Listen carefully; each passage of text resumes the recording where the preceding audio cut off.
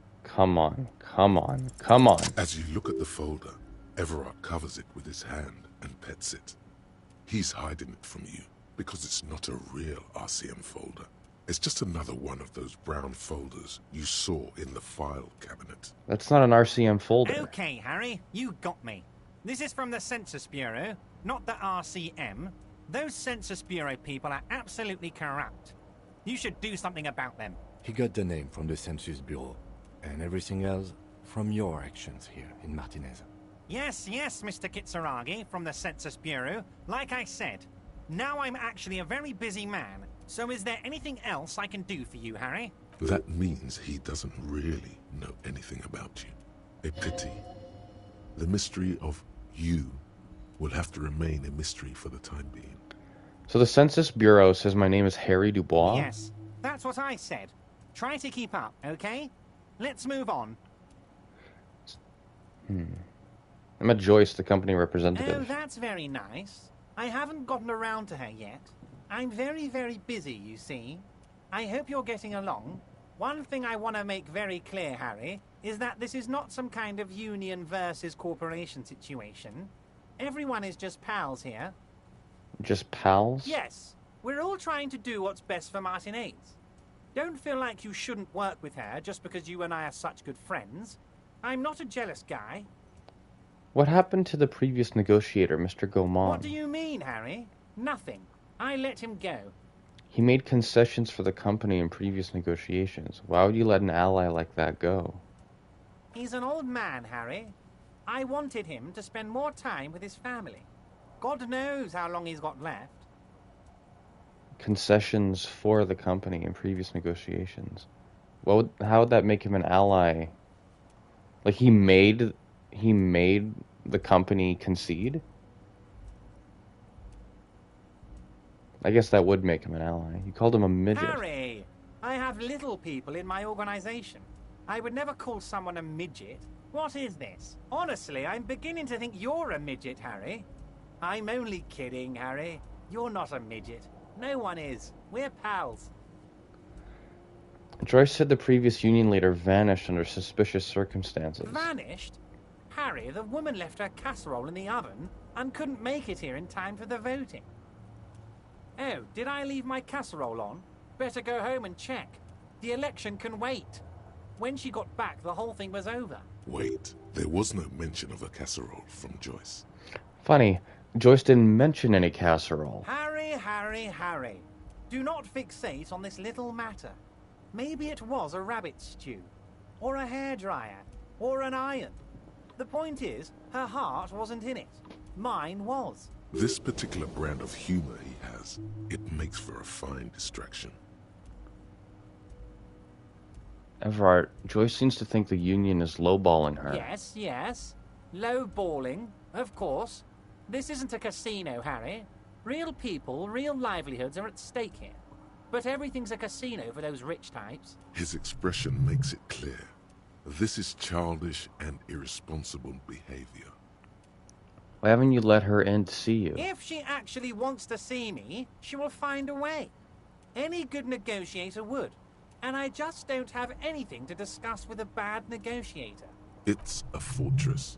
He knows she can't get in here. He doesn't want to see her.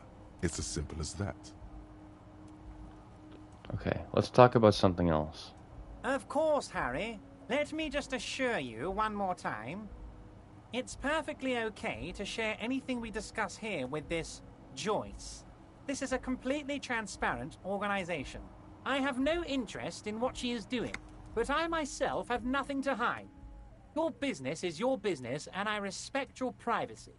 Just remember, none of this is secret. Tell her about all of it. My brother's picture, my singing swordfish clock. Tell her how overweight I am and how I'm helping you find your lost gun. Tell her about everything. Everard doesn't mind. Is he calling my bluff? It is rather interesting to tell people things about each other, isn't it? It was nice telling him about her right now. Turns out the strikers were being served an alcoholic brew. I stopped this madness. I don't know what that means, Harry, but I love it. I love your initiative. Knowing you're out there keeping things running lets me focus on the big picture stuff. Don't even tell me what was going on. Alcoholic brew, stronger, stopped it, strike. I'm just gonna let you surprise me, Harry. Let's talk about my lost gun. Yes, your lost gun. My best men are on it. They're turning every stone, searching every playground, asking kids, grandmas, everyone. Your gun will be found, Harry. Let me assure you of that. It's just a matter of time and effort. The only way to find it seems to be working with him. He might even be holding your gun hostage. Hold on, can I really hold my gun hostage? Who knows? Only one thing is certain. If you work with him, you're going to get it back. And working with him might be the only way to do it. Factored that in? Yes. Thank you for the hot tip regarding your lost gun, Harry. My men have indeed factored in that you pawned it. Now please, let the professionals do their job. Kick back, Harry, relax. I have great guys on this. You focus on what's important. Building our relationship for the good of Martinez. I will not be blackmailed with this gun business. Harry, I was only trying to be tactful. A lost gun is a dangerous thing. I can't have it around in my neighborhood. Kids could be playing gun roulette with it as we speak.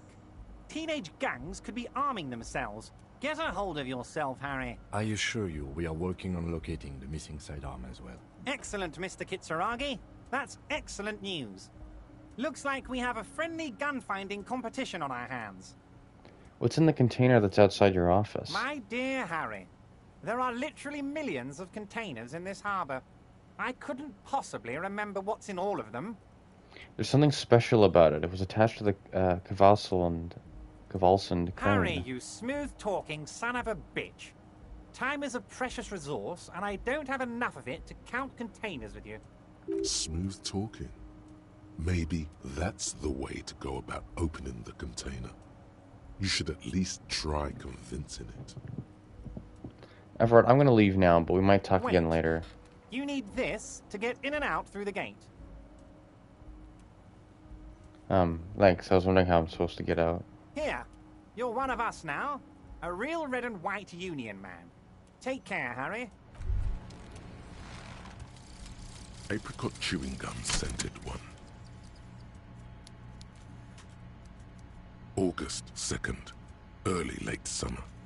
You're getting off the streetcar in Le Jardin, east of the river.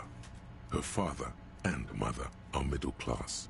The nylon of her little jacket rustles next to you in the dark like autumn leaves. Her heels click on the pavement. You're walking up to the gate in front of her parents' house. She takes out her chewing gum and you kiss her. A feeling like electricity flows through your whole body. Immediately, you know that you've entered a completely different world.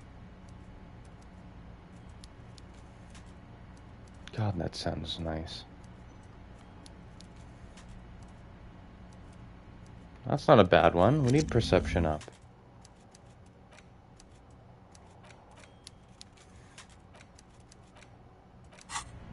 See, this is why committing to thoughts early is good.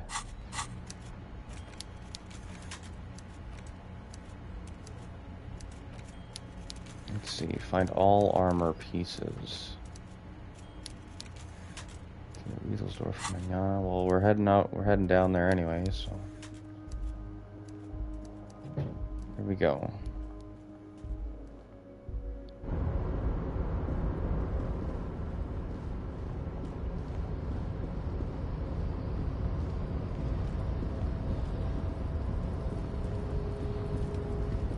You're back before the cargo container. Its drawer has not lessened since you were last here. If anything, it seems to have grown slightly. Fuck it. Why are you even trying to open a door with rhetoric? Because getting physical wasn't an option. Because what wasn't an option? Using my body over my wits. Now is not the time to get philosophical, detective. You can do that after hours.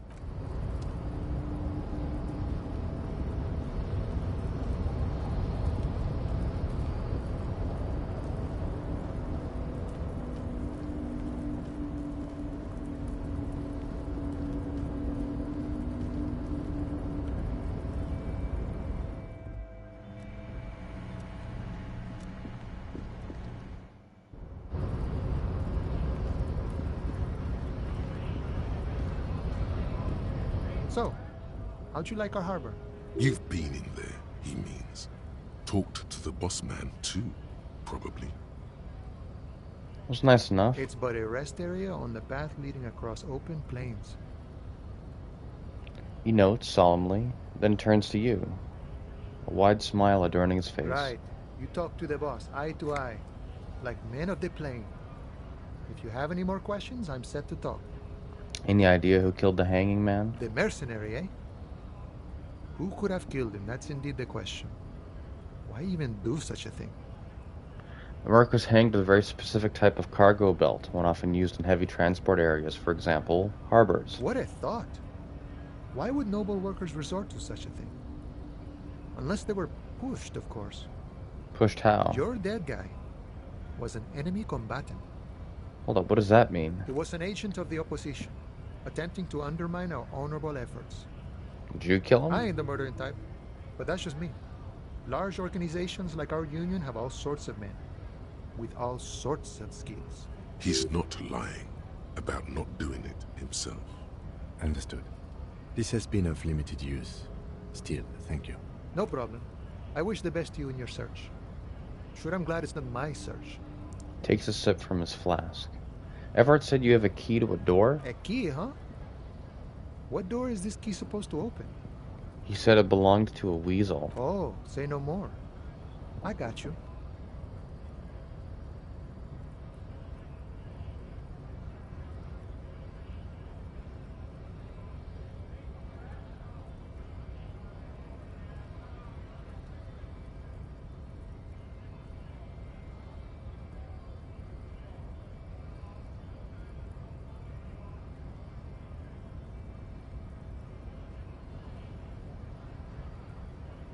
I got that key right here. Sorry about that. And let me tell you, it's mighty good of you to help us out during the strike.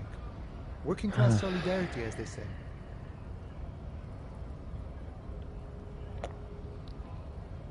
I'm a hustle grinder. I heard something about a weasel and didn't sound like a local polar weasel, if you know what I mean. Not opening this door for myself, I'm opening it for all working men. I knew this man was a commie.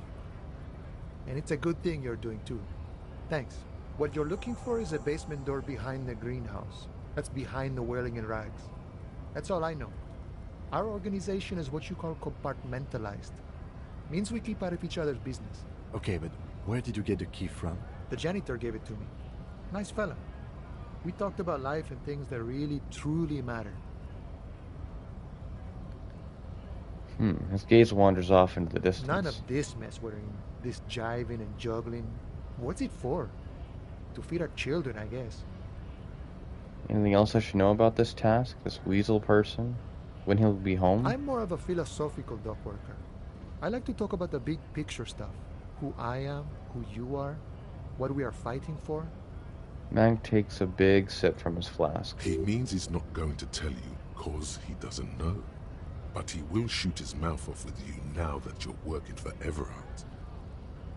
Why are you striking? We're negotiating our share. Your share? Aye. Wait, so not wages or pensions or... The stuff. They already covered. Shouldn't you be grateful then? It's a lot more than most people have here.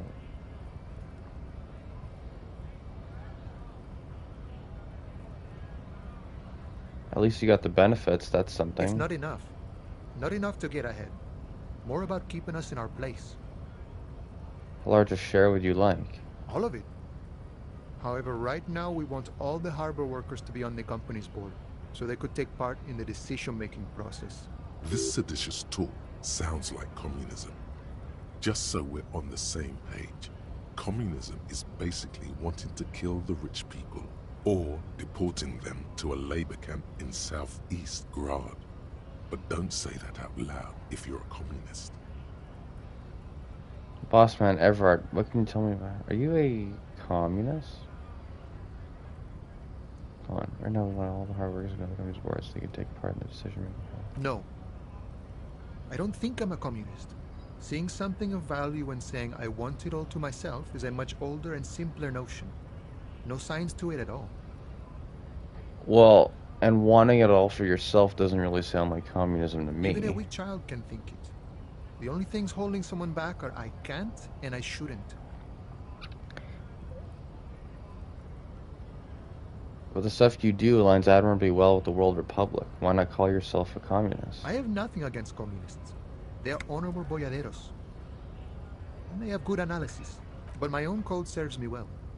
If my code starts failing, a code can fail a man as well as a man can fail a code, then I will have to submit to a new one, which may well be communism. Ridiculous, hyper-individualist nonsense. Sounds like you're a communist who thinks he isn't doing enough to call himself one. See, I am primarily a lazy person. He looks very amused, as if thinking about some private joke or mystery. Boss man Everard, what can you tell me about him? I think it's best you make up your own mind now that you've met him. In my eyes, he is a capable organizer and a decent businessman. What does bossing the union entail anyway? I guess you kind of get to be the village chief. He oversees the harbor, makes deals with the owners or other relevant parties.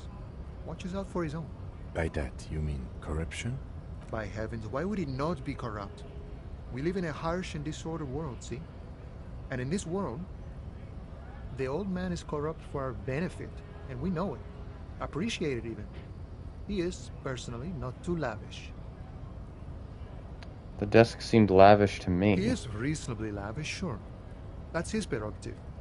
It's not like you want a saintly demeanor on a corrupt motherfucker. That would be a manipulative illusion. An honest asshole is still an asshole, though. Besides, there are no non-corrupt systems in the world anyway. And moralism is the most corrupt of them all. See, this is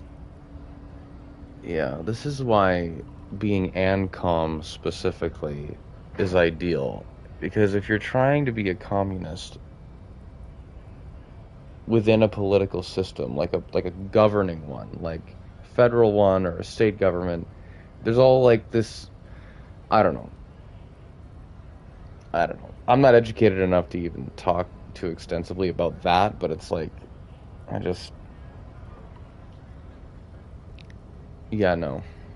You're still just keeping bones of a very hyper-materialistic system intact, which seems antithetical to communism, in my opinion, but maybe, again, a lot of this game goes over my head sometimes, so maybe I don't know what I'm talking about. This man has political theory, and it has not failed him today. You seem to have spent a lot of time thinking about the political situation. Sure. I've had the necessary free time. He spreads his arm. Fortunately, there's always time.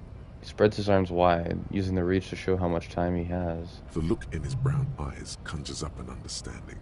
For him, having command of his time is the most important thing. It all comes together now. The way he speaks about scabs, his general attitude.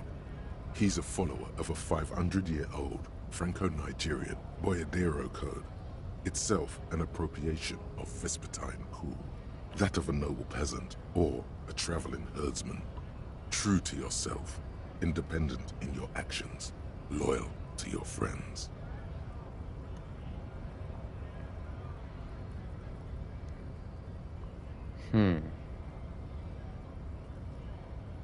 Yeah, so this is what I mean. It's like the hyper-individualist crap. Like, oh, God. I actually know a guy who reminds me of this, right? Talks often, like, admits that they are a part of a grander system at work in the world, but also is convinced that they can just will their way out of being effectively manipulated by propaganda just by being really individualist and like thinking about stuff and using a lot of words and tossing up a word salad whenever anyone has a conversation with you. Like I know someone who's like that, and it's kind of annoying because, you know, I'm more privy to like organized, you know, team efforts. That's just me. Maybe I am a boyadero. No. But... No. The man sits on the railing, his hands reaching far and wide.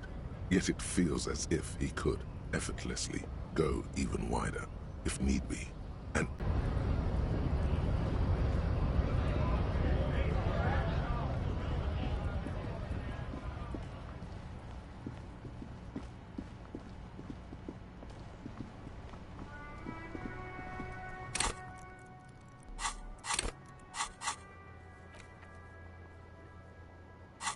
Okay, well, if we're gonna be running past Cindy... Oh.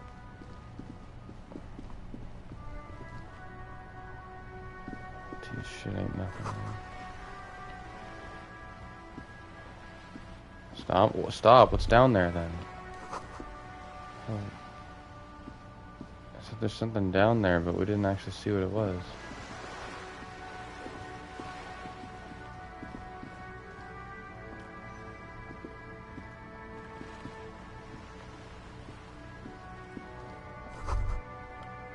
The flames. We saw a man from Heimdall on the wildfire. There was a pistol and a half-naked dame on its cover. That's not bad.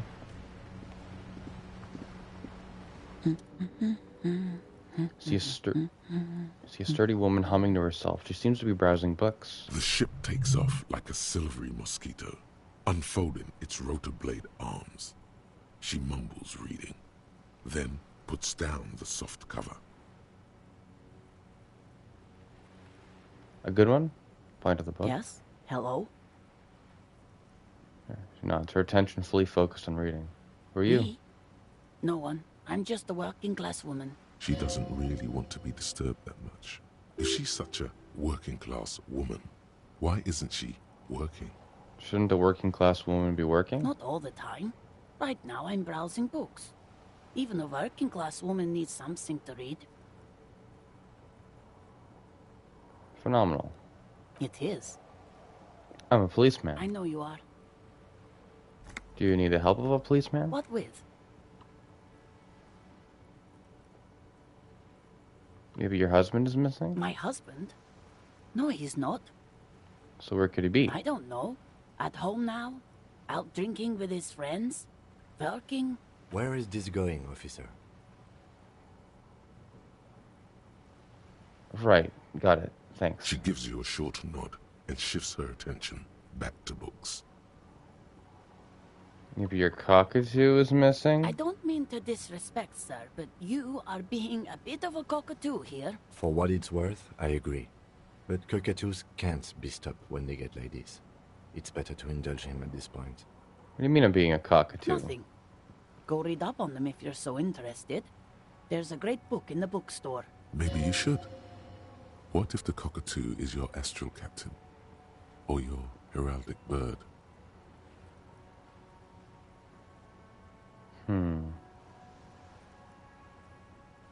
Wonderful.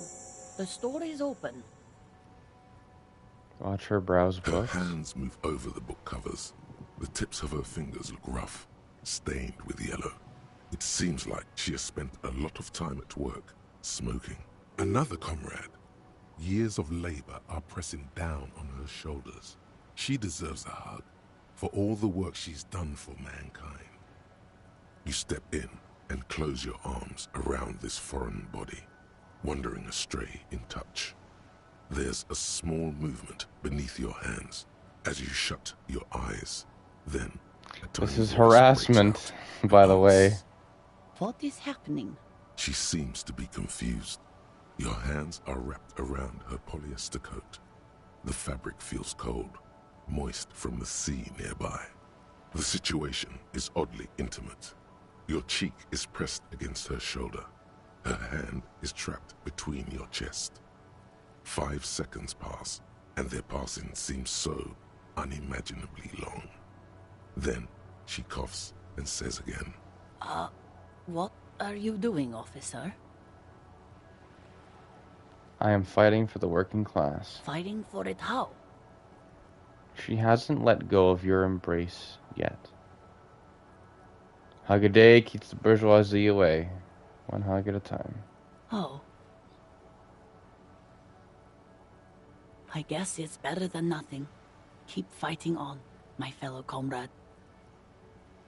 Is there anything else I can help you with? Aw, that was actually a really... Oh my god. Oh my god, that was actually a really sweet moment. What the hell? That's crazy. That's really sweet. Oh my gosh. The woman before you nods and returns to her reading. Why can't people be like that in real life?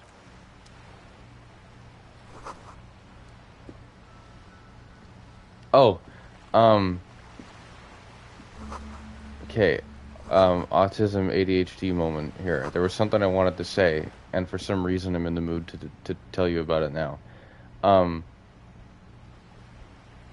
shipped Spider-Man with Nina from Creature Commandos. I don't know why. It was like this weird thought that popped into my head because I keep seeing Creature Commandos not recommended to me as a show, but I keep seeing clips of it on YouTube Shorts, and I'm like, oh man, I actually really like Nina. She's super cute, and I like her character. I like the dynamic she adds to that team, or seems to add to that team. And I'm really curious about the show, and you know, it seems cool and interesting, and yeah.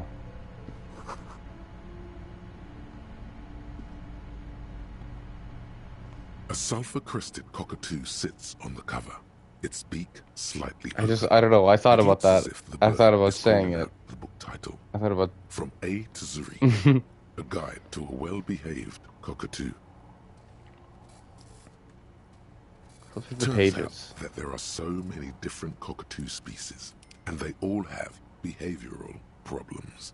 What about this guide to cockatoos, storekeeper? It's a must-have if you own a cockatoo.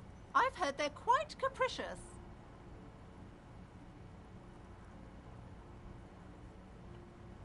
Angry storekeeper.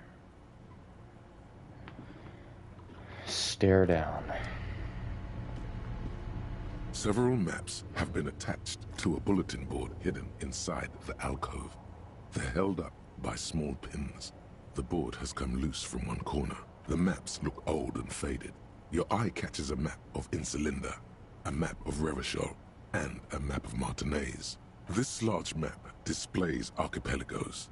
You see a constellation of small dots on the light blue emptiness of the Insulindic Ocean. The largest in the northeast is La Caillou. You are here. Another, far away in the southwest, Seminese Islands, Ile de Fantôme, Ozon, Laurentide, Fas à la Mer, Archipelagos, North Arcade Islands, all just specks of dust on the vastness of the Insulindic. On the edges of the map, the color fades into a blur of dotted lines, black and white, disintegrating into mathematics. In the northeast, a dust mite stands on the north coast of Caillou, in a bookstore. It's you. Radiating outwards from you, the suzerain Revachol. With a radius of 80 kilometers, still, the crown jewel of this Isola would be barely visible. Squint first. Can you see cities on the islands? You can. On Caillou, Revachol, a single black star. On Ozon, Fondelier, and Vilmandu. On archipelagos, Croyan-Moran, Villiers. On Seminine, Olduvai, and on Laurentide, Deora of the Seven Seas. 850 million people live on these little dots, an oceanic world of culture and commerce torn apart by history. Look at the edges. The ocean breaks apart into a tangle of cosines and azimuths, all pointing into pale nothingness. Mwindi is the north azimuth. Grad is the northeast azimuth. Samara is the east azimuth. Seo is the west azimuth. Isolas, they're called. Connections to other worlds.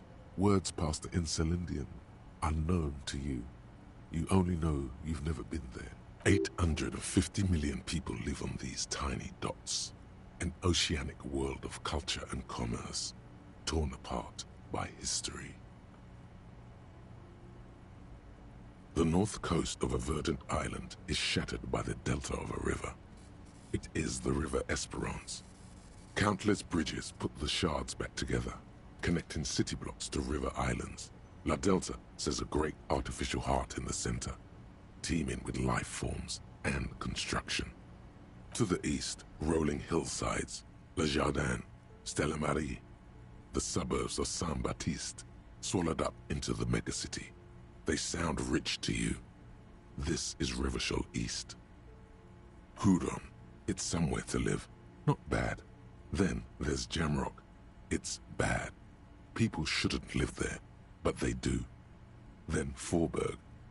It's almost as bad, and much larger. Then Coal City. It's the worst. It's so small you can't even see it on the map. No, wait. There it is, north of Jamrock, the strip of coast next to the Greater Revachol Industrial Harbor. It looks downright despondent. It's almost Coal City, to be honest. No, Coal City is worse. A charred limb. Rain falls on its slick black streets. And then there's the burnt-out quarter in the heart of Jamrock. Is it cold in this bookstore? Or is it just you? No, this is somewhere to be. This is all you have. But it's still something. Streets and sodium lights, the sky, the world. You're still alive. Look at the map of Martinez. It's not really a map. It's a tourist thing. A picture postcard with buildings on it, drawn from an isometric perspective. A date in the upper right corner says 48. So it's outdated. Still, it's detailed. Could be pretty useful for scouting ahead. You see the jagged boxes of an industrial harbor, even the whirling in rags there.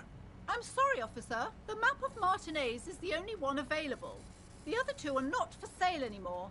And besides, you could scarcely afford them. They're quite valuable, though they might not look it.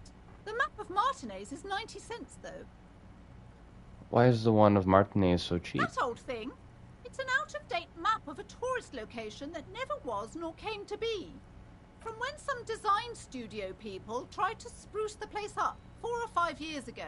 They also renovated the horse statue, set up those coin-operated viewers, and designed the new street lamps. The place does not look like a successful tourist trap, does it?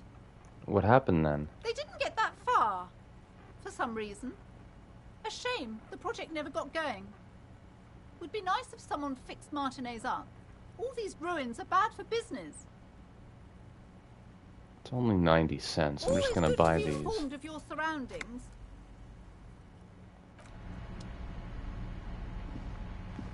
This bookstore is not strictly about crime, romance, and biographies of famous people.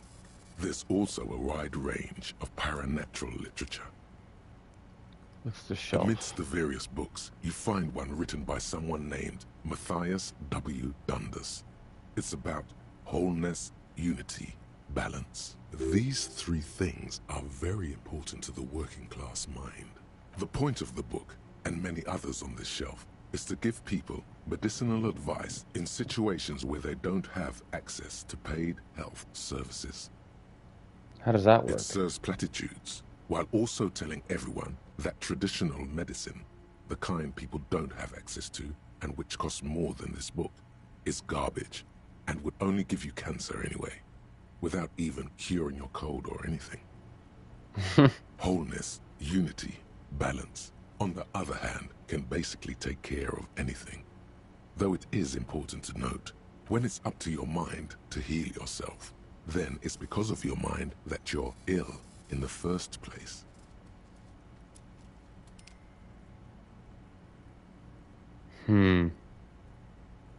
Well said.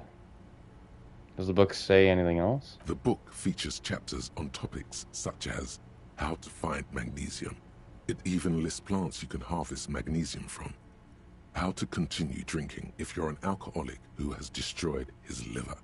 And there's even a chapter on the ancient Seraïs tradition of using duck gallbladder, preservatives, to treat and prevent sexually transmitted diseases. Pre- and post-factum apply. Nothing worth buying. Storekeep, what books are these? Sir, please, no browsing in that shelf. That wisdom is not for free. I can't have you end up, like, opening a police store next door and stealing my customers. Oh no! Knows the most interesting thing about fascists was their magic. These shelves are overburdened with books from the same series. You see the name Dick Mullen over and over. A couple of spook novels hide amidst all the detective books. Thrilling tales of spycraft and daring do.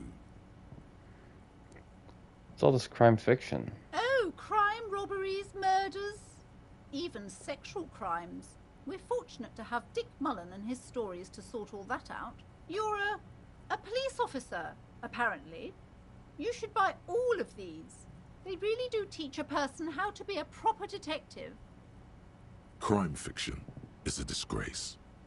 An asinine misrepresentation of the physical attributes of the arduous everyday work of actual police officers. These books greatly overstate the excitement of police work, glossing over how long it takes to actually follow up on leads and eliminate dead ends. What's more, they completely ignore the psychological hardships of year after year coming into contact with people during the worst days of their lives. Not a single mention of all the stress this work creates upon the officer's family. Detective fiction just doesn't tell the truth at all. Now, would you like a list of all the books found on the shelf? Sure thing. You see Dick Mullen on the job. Get Me Mullen. The Stalwart Adventures of Richard P. Mullen. Dick Mullen and the Murder in the Orchard. The Sordid Affair of Dick Mullen. A killing is declared. Dick Mullen in the Murder House. The Final Case of Dick Mullen. An Obvious Lie. Dick Mullen in the Clock Tower. The Ordeals of Dick Mullen. Dauntless Dick. Dick Mullen's Funeral Pyre. The Murder of Dick Mullen. Dick Mullen dies? Oh no. Turns out he faked it to solve a case. Are there any more? Yes. There's also The Dame Who Did It. Farewell, My Mullen. Faking death seems to be a common trope in the Mullen series. The morbid tales of Dick Mullen. A dark tide turns. Tragedy calls for Dick Mullen. Another one with fake death. And, of course, Dick Mullen, the murderer. In order to catch a murderer, Dick Mullen must become the murderer. After all this, you still haven't found the answer to the one question that matters. Who is Dick Mullen? Your quick eye notices a small caterpillar crawling across the spine of a book. The title reads, Dick Mullen and the Mistaken Identity. What do we have here? Mistaken A Identity. worn paperback from Dick Mullen's classic Hard-Boiled Phase. The premise seems to be that Dick Mullen is framed for the murder of his best friend and has just a few days to prove his innocence. Why does this speak to Could me? it be the motifs of unstable identities and shocking betrayals? That's probably right. I'm a complicated guy, full of contradictions. Then this is the book for you. Well, I'll keep an eye on it.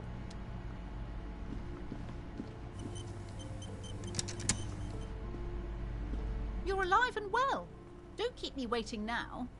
What's in there? In that dark sarcophagus? Yes, yes? How was it? Tell her how ghastly it was. You know it's what she wants to hear.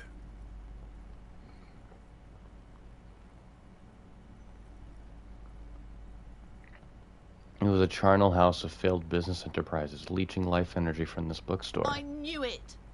Oh, such horrors that have been thrust upon us. But what else did you find? Did anything survive? No, of course not. Have you located the entity? You don't have anything of substance to tell her until you found that entity of hers. Oh, yes. How's my precious doing? She's a good girl. Mind your Denial is the way she copes with criticism. The woman before you scanned. There's a way to bring her inside. Like her daughter.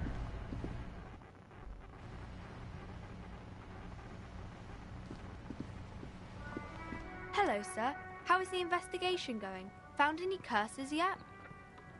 Yeah, I found a way into the doomed commercial area. Oh, that's great! I hope exciting adventures lie ahead. And maybe you can help Mother become less afraid. Who is that? Oh, that's Auntie Billy. She's nice if a bit distressed. Why is she I distressed? think she is a bad husband. Not very nice or helpful. Okay, bye. See you around, Annette. Okay. Yeah, we gotta track down the entity.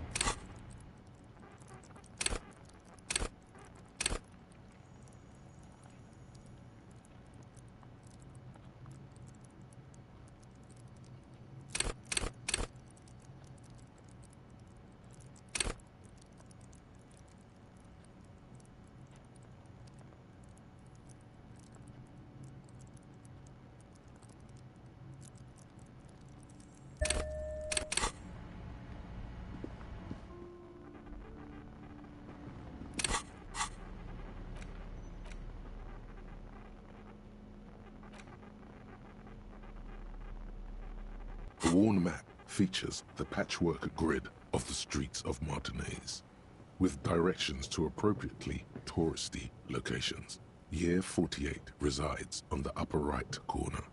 Trace a path through the grid. Your finger moves through the various streets, across Rue de Saint-Ghislain and Rue Saint-Sipar, over Saint-Brun and Martinez North, finally coming to a halt on the spot where you are currently standing, although the map gives no such indication itself. For a more detailed view of the map, go to your journal and select the Map tab.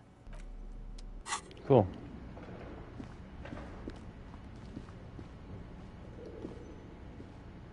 A barbell lies on the floor. The color has worn off its weight plates. It's 60 kilograms. Your triceps hum at the sight of these weights. Show the world what kind of beast it's dealing with. Lift them. There are no collars on the barbell. This is a safety hazard. Look, Kim, it's a trap. There are no collars on the barbell. You're right. The weight may fall off. Better not touch it then. What kind of a bastard would just remove the collars? It should be a felony. It would be a violation of EPIS safety regulations if the gym was still operating, but it isn't. No one's supposed to come here anymore. Need to commit to physical instrument as well. Physical instrument is one of the most common skill checks in the game. Oh. He was suggesting that I take my flashlight out, probably.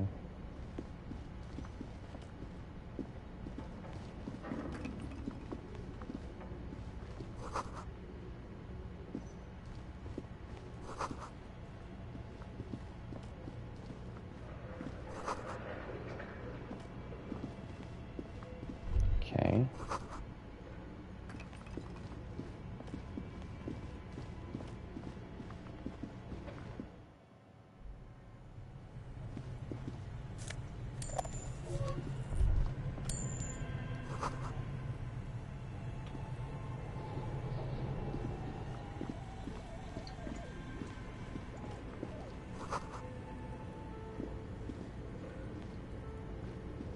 A thick layer of coal dust covers the furnace, coloring it pitch black.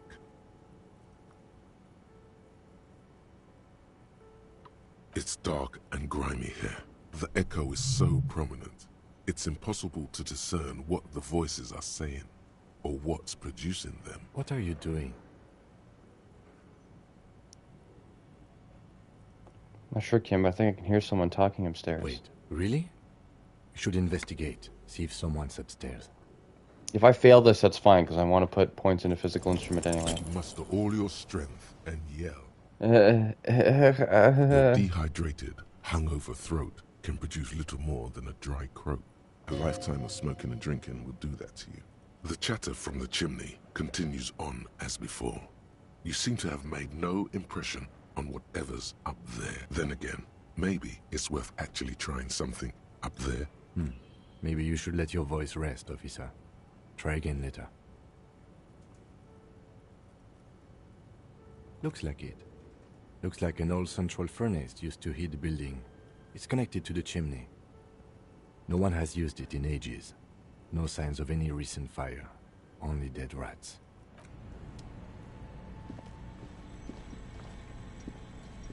The bear's eyes are still glowing red.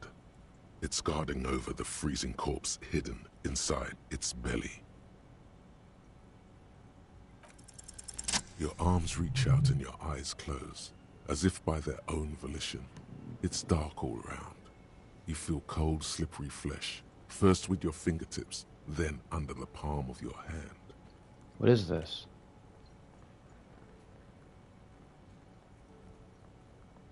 His face, his cheeks, his nose, his fat, swollen lips. Like a spider, your hand crawls over his features. Everything is silent. Squeeze his nose. You pick it between your fingers. The mass is even larger than your nose.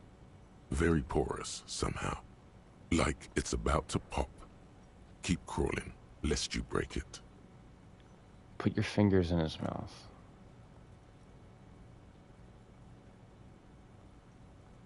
The oral cavity is cold and moist.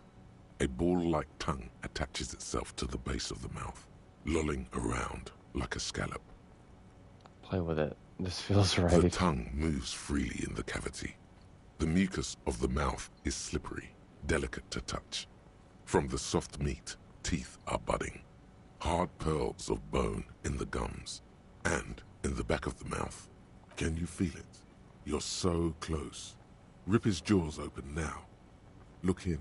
Open your eyes and look. A vision of black and dark red death, pried open by your naked hands and studded with teeth. Looks like he's laughing.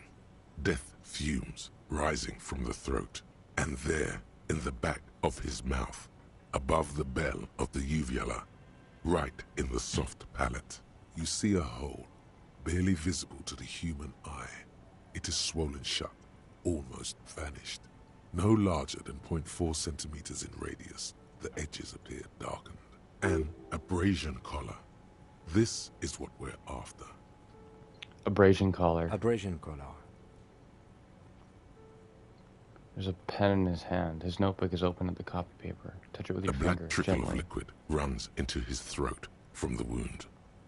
Put your finger in. Your index fits right in there. A tight tunnel of flesh opens up.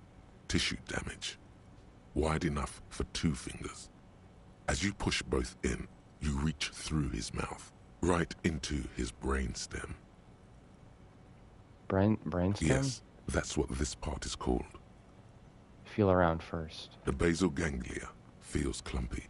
What entered here has torn apart his reptilian complex. This man will never sleep again. Never wake.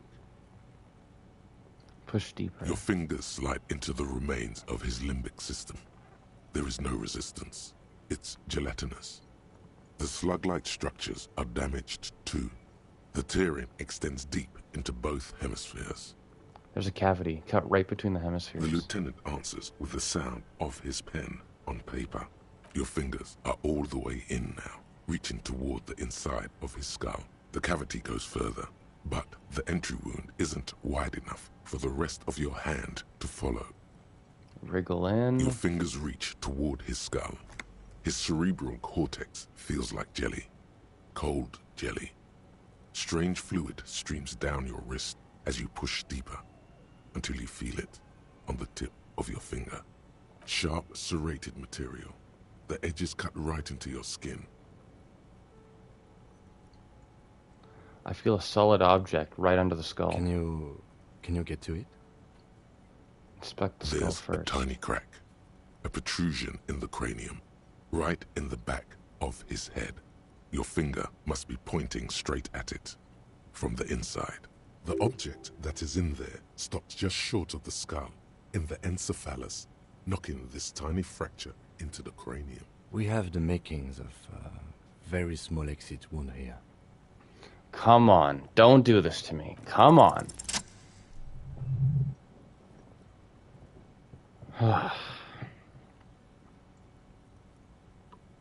You pick the object between your index and middle finger.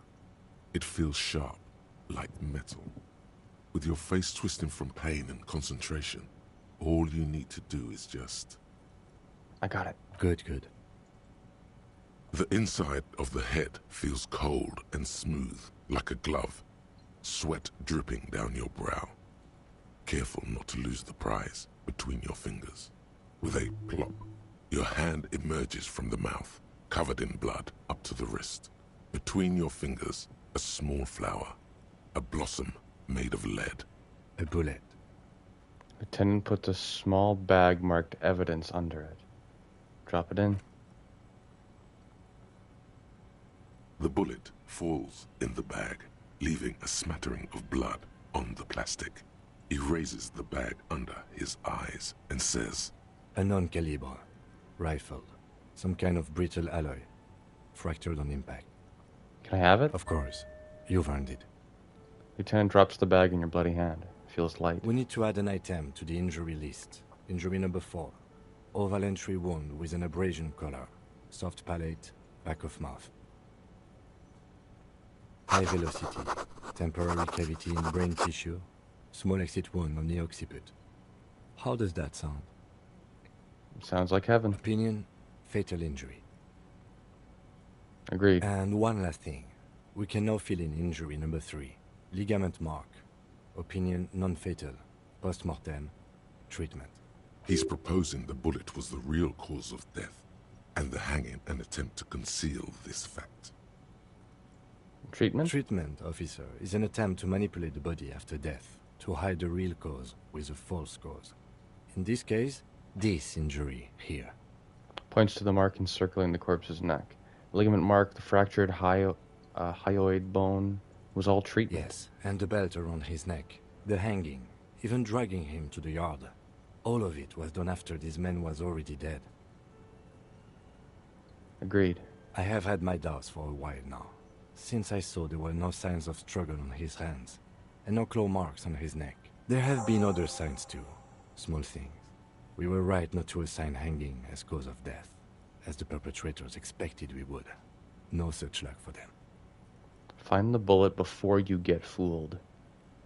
There is, of course, the very real possibility he was both shot and hanged. Maybe they just shot him while they hanged him? The angle doesn't work for that. To put him out of his misery?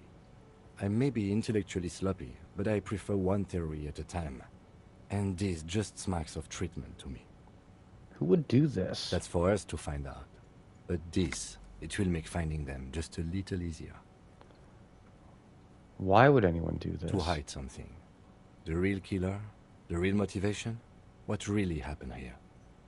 I think I need to wash myself. Oh, you really, really do. I am glad to hear you say that. Your room in the Whirling in Rags should come with a bathroom.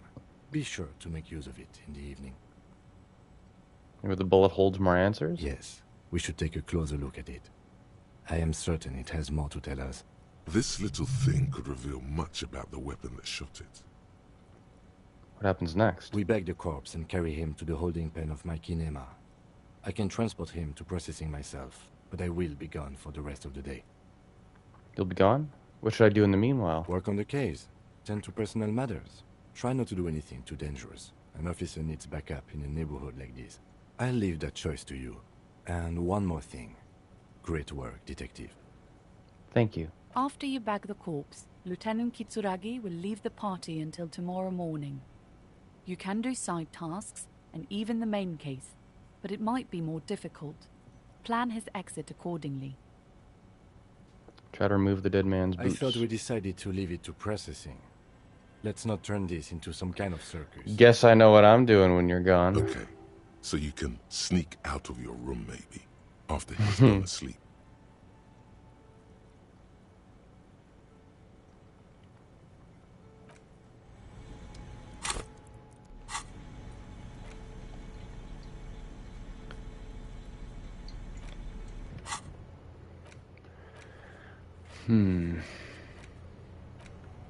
Yeah, let's do Everart's thing. Let's just stick to the main case and see how much we can do today with Kim, and then we'll send him off before I gotta go to bed.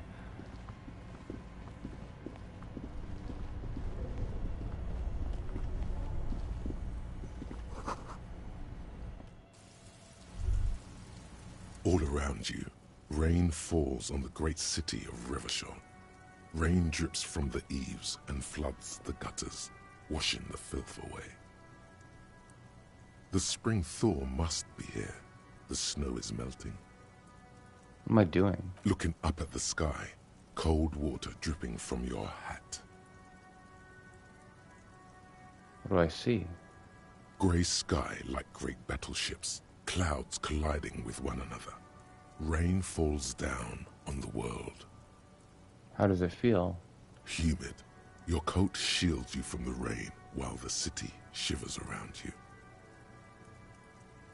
What's in the west? Sheets of rain over the water. A flight of stairs leading into the ocean. Wave after wave washing the coast of Martinaise, with its motorboats and gently swaying reeds. The ruins of a half-sunken sea fort crumble on an inlet beyond the Bay of Revachol. Ghosts rise into the sky. Who are you, ghosts? The skyscrapers of La Delta, the financial district. Faint golden light seeps from the office windows. What's down the shore? Urban coastline, rain dripping off Eternite-covered roofs. Cinder blocks left over from half-finished construction.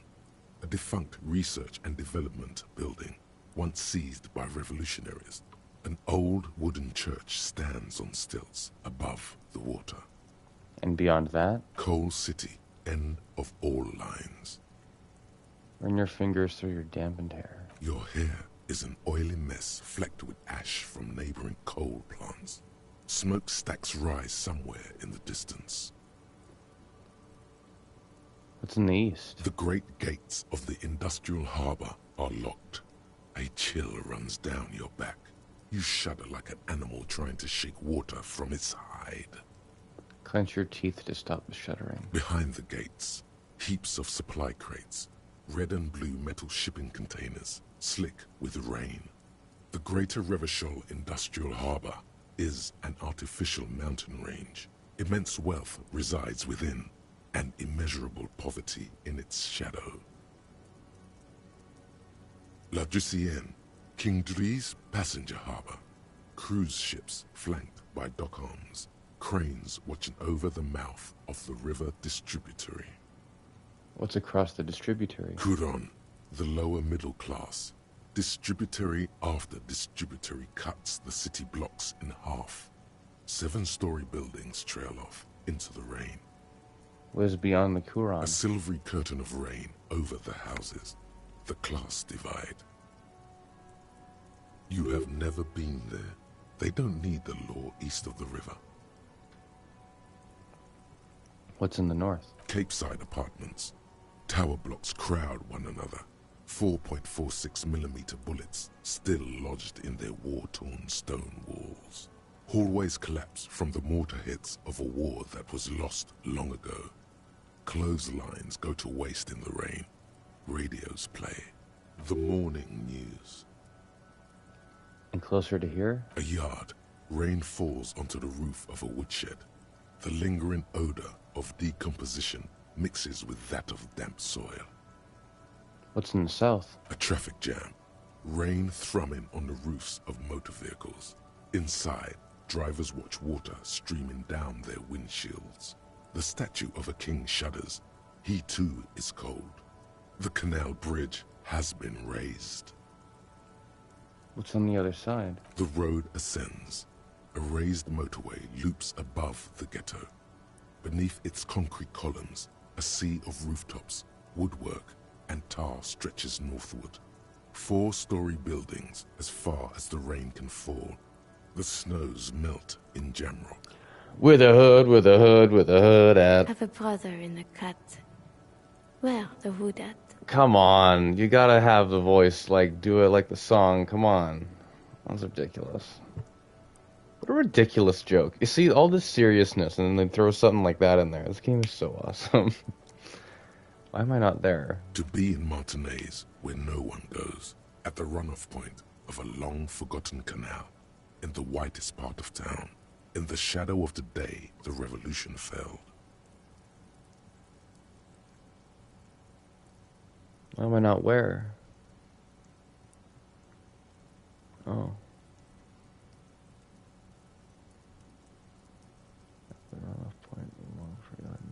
What am I doing here? Standing in the rain, looking north, where Jamrock Rock City stretches inland. Shudder. Look further. In the rain-swept distance, above the rooftops of Jamrock, a repurposed silk mill stands perched above the motorway exit. Precinct 41 hunches in the rain. Your vision blurs. You wipe your face with your hand.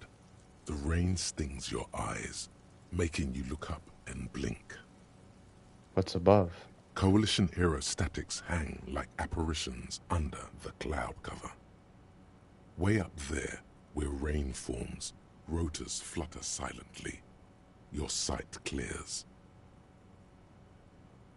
Just this ominous superpower hovering above the city always. No wonder people don't like the RCM. They take all of their righteous frustration against the coalition against us. Because we are, like, it's frustrating when people aren't cooperating with me because I am trying to solve a murder, but it entirely makes sense. The history of Revachol and Martinet is that, like, people would, know that they're, that they would know that the RCM's affiliation with the coalition, obviously. This rain will not let up anytime soon. At least we are dressed for it. Let's keep moving. And Kim, as always, is keeping us grounded.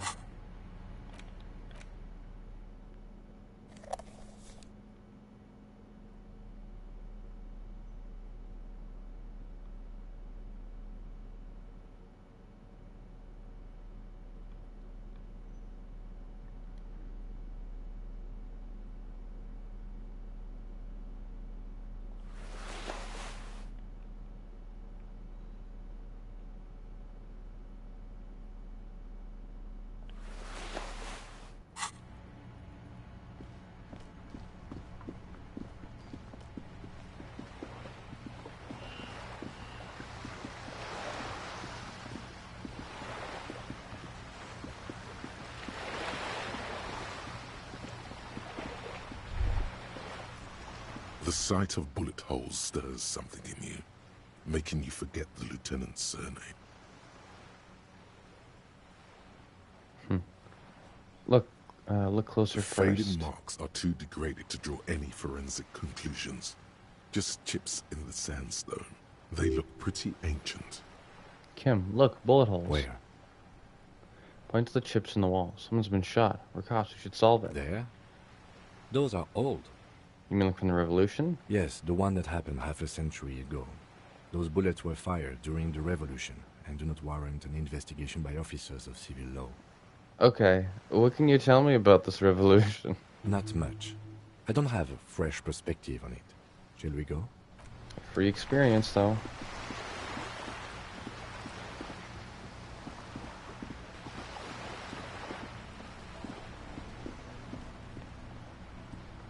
Have you no shame? Whining about your back every time you bring out the measuring tape. René, you're a man with a fork in a world of soup. Please, let's just try to enjoy the game, all right? The other one's eating a big sandwich. I'm trying to, but you keep breaking my concentration. You're old. I can see that. We're both old. Now stop grabbing your ass like it's a girl. These manly men are playing balls. This is a ball game. Grab a ball and play it. Don't ask questions. Shoot first. Ask questions never. Shouldn't I ask what game it is first? No, you got this. There's the ball. You're the game.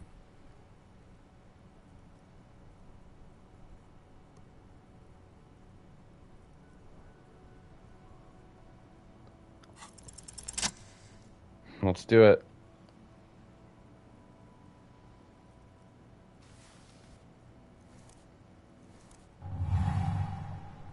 You are immediately surprised by the ball's lack of weight.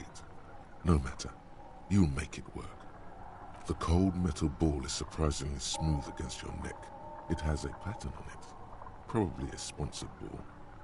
Yours would only be covered with bumps of learning and scars of victory. Already your muscles are adjusting to the weight, the nervous system calibrating, until you and the ball have merged into a single entity. The man ball is ready. Taking the surroundings. A chilly breeze ruffles your hair as you stand there, feet until the only thing left is the union of man and ball.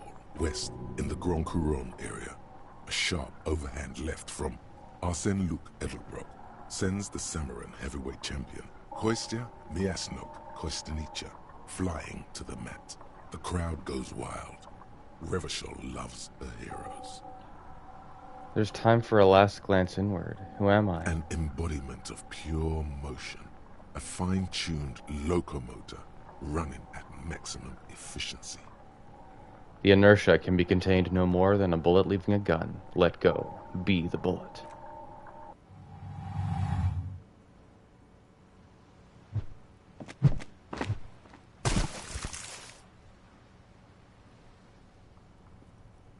Merde! Bordel de merde! A whorehouse of shit? It wasn't whorehouse of shit. The shot was at least 23 meters. Probably 24, and then some. Nothing to be embarrassed about. What the hell is your problem? Stop me then. Not a weak right triceps, that's for sure. I don't care if you are a cop. You do not just ruin someone's game. It's so goddamn disrespectful. Wait, what? Vandalized our game, son. We can't play pétanque with 5 bull. Oh, pétanque, I understand. I thought it was, yeah, I thought it was shot put. Well, it damn well isn't. It's pétanque. You ruined a pétanque game. We want our bull back. Take it easy, René. This is just a misunderstanding, isn't it, officer? No harm done. Of course there's harm done, you orange slug. You owe us a goddamn bull. I don't have a bull, but will this do? Hold out the shot put Will ball? this... No, it will goddamn not. Thank you, officer. This is really something.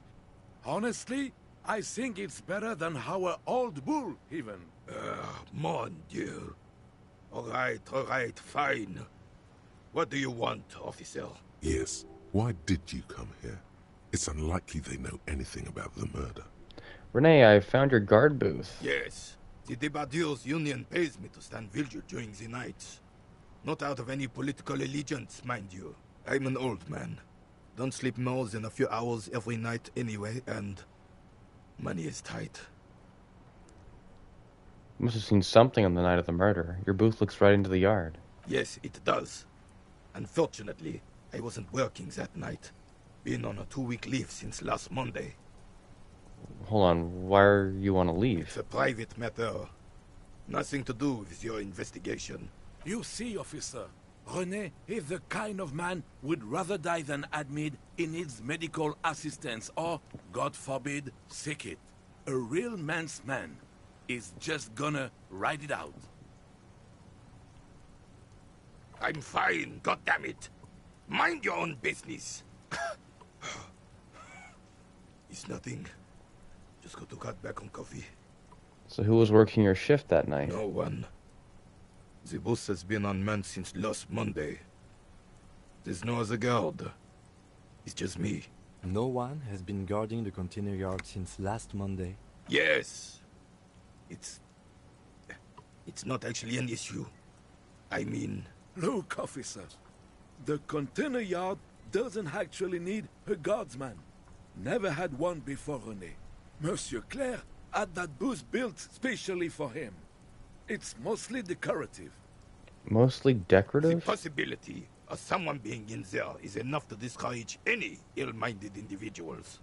Evrard created this job for René because he knows the Royal Carabiniers' pension of honor and PTSD isn't something a man can live off. A decorated Kingsman collecting tear reflects bad on the whole neighborhood. His words. Everard gets it. Big guys looking after the small and everyone working together. Such dependency only weakens a man further. Do or die. There is no middle ground.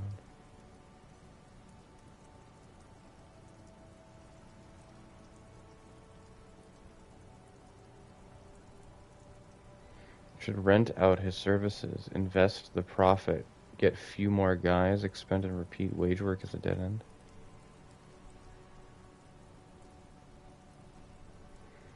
Everyone gets it, but guys looking at the small everyone working together. I love it.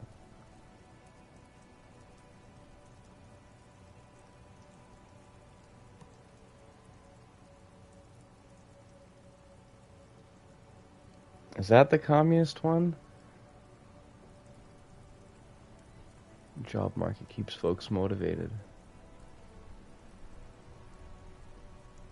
Is that the fascist one? God, this is just like real life, isn't it? Just kind of trying to meaninglessly search for the most leftist thing to say in any given situation. I'll just say this, that's honest. I didn't mean to imply there's something wrong with that. I do it too. Everyone does it. It's an excellent side thing. Yes, yes, yes. Can we conclude the topic of my guard boost now? I saw a picture in there. You were in it. Who's the girl? Yeesh.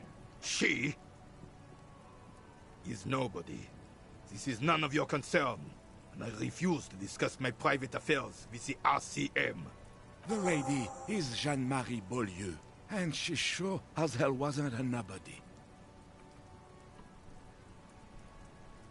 Got it. Thanks. Yes, yes.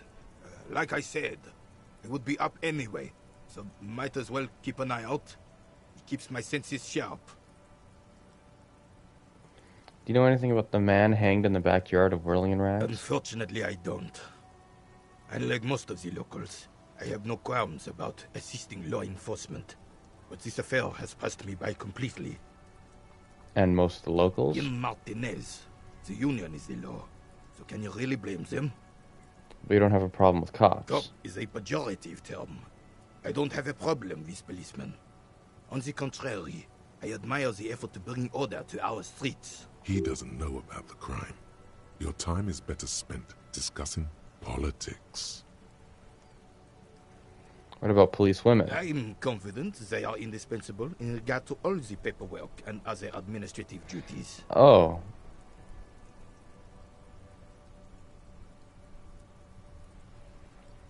There are no duties RCM women couldn't carry out. You better not be implying that women are unfit for field work. I am merely stating that nature, in her infinite wisdom, has made men more fit to perform certain, more challenging tasks than women.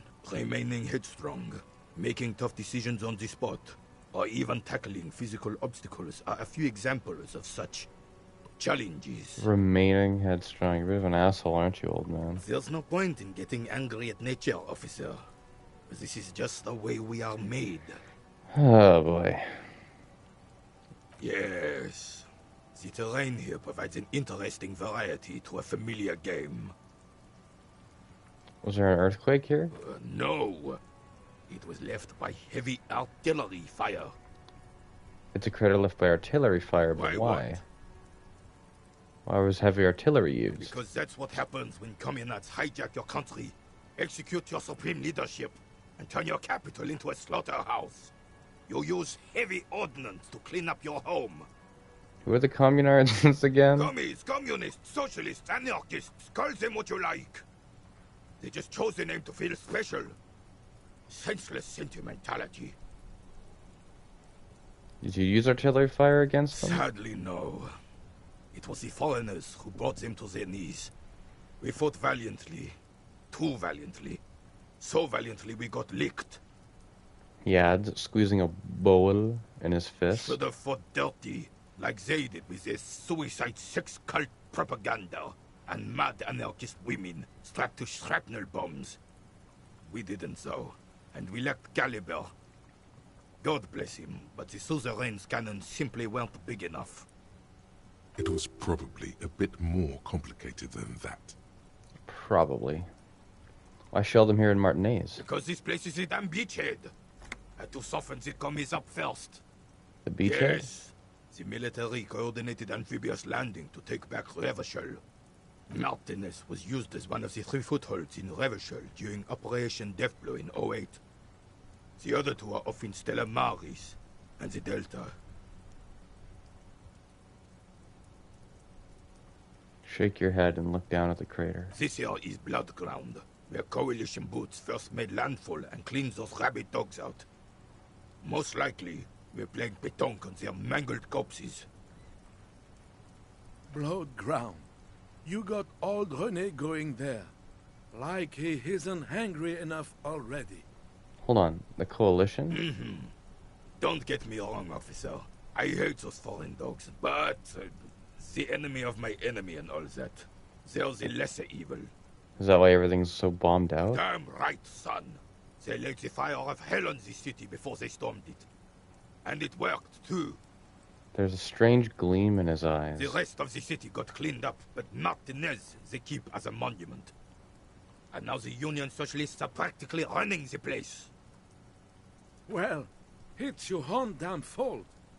You, we, the Coalition, Revachol, whoever you want to blame, never finished the job. Officially, the party never surrendered. Of course they still all influence. You don't even begin to truly understand the players at the table, let alone the specific circumstances surrounding the... What do you think? Thinking men have opinions on these things. Present one. That's how it should be. Soft socialists paving the way for the hard-working class to take over. Foreign powers cleaned up our mess, and now they rule us. Coalition seems quite capable, actually. Communists just don't understand how money works. See, these are easy. I can tell which ones these are. It's communist, fascist, moralist, liberal. Right? Preposterous! Surely you don't mean it. I'm just sorry it had to be them. After 8 years of fighting those commie hyenas, boiling cats for food and drinking my piss in the mountains. I would have preferred if the Right Honorable King Guillaume returned through Revachol, or even if that damn clan Frisel had risen from the grave and led us. Sadly, that was not the case. Instead, all that is just, holy, and beautiful in the world was wiped away, and now it's neon signs with toothpaste ads everywhere. Foreign influence peddling garbage and stupid music on the radio. This is just what the commies wanted. This was their plan all along. This is what they wanted to replace the role of the suzerain. Who was this Frizzle? Damn Frisel. He was the king we couldn't protect. The Carabineers failed him, and the crown. He died in the hands of the Hyperlay, in a very public execution. You mentioned Guillaume? True king, in both blood and mind, led Revachol before Frisel. He would have been better, but the damn commies drove him into exile. Exiled? Joyce said Guillaume ran, and his nephew, Frisel, was shot in his place. Commies didn't drive Guillaume out. He left when things got bad and left Frisel to take the hit. This is communal propaganda. There is not a shadow of doubt in his mind that this is the truth. That's how it is with fascists. What exactly is a suzerain? Suzerain is the king. Has everyone forgotten already? They've forgotten already. It's no use talking to you. You were still in Daddy's balls when it happened. When we took our last stand against the Filth and rode the cavalry straight into gunfire. Is there anything you can tell me about this rifle? It's a Bell McGrave. 4.46 caliber. Breech loading. Revachol made. Good weapon. Accurate and reliable. This one's inoperable. The bolt spring is missing and the mechanism is jammed shut. Still a beauty. Where did you find her? In the basement there. I'm not surprised. There are probably lots of forgotten wartime weapons lying around here. Back in the day, everyone had something stashed away. As for the rifle, I don't know what else to tell you. These BM-446s are an antique. No one uses them anymore. The ammunition is impossible to find.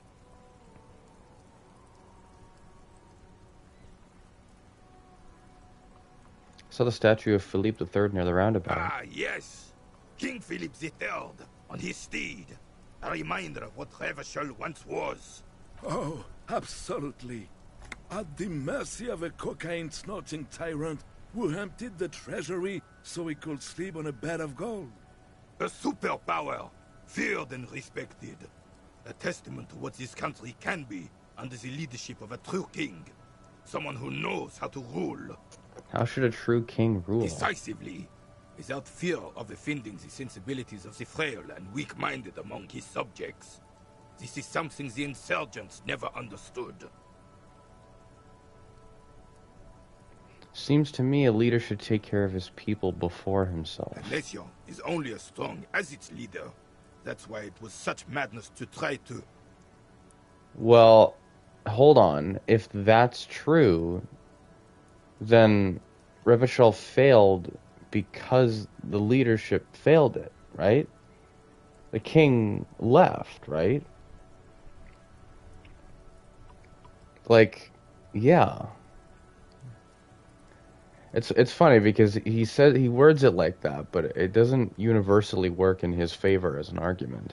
Don't get started on that again. What happened, happened. There's some weariness in his voice now. He's heard this rant many times before. The Carabiner doesn't reply, but his entire being communicates unbreakable resolve. No one and nothing can change this man's mind. He is as rigid as they come, still in that antique uniform. It's a symbol for him. What was that about, cocaine? Oh, old Philip was a big fan of the purple nose candy the nobility loved so much. A cocaine connoisseur of sorts. His egocentricity is borderline legendary. You can't even take responsibility for yourself. How could you fathom the responsibility weighing on the shoulders of a ruler? He asks, obviously annoyed. That's why the Philippian kings use cocaine. For clarity of vision. To aid in their work. Regnum cocainum. Revachol's finest years. He seems to grow taller, brimming with pride about the past. Of course. Clarity of vision. Awareness. Philip III was even brought into this world with the help of cocaine. The court medic administered a dose to his mother when she was in labor, and it is well known that with the help of cocaine, only the purest, of course, he was Oh able my to God. connect with higher realms. He's just making excuses for the king's habits, isn't he? Sounds like irresponsible behavior for a monarch. Drug users shouldn't even operate heavy machinery, much less rule countries. From what I've seen of the officers of the RCM... But I don't want to get into a debate about drug policies. Let's talk about something Right. else.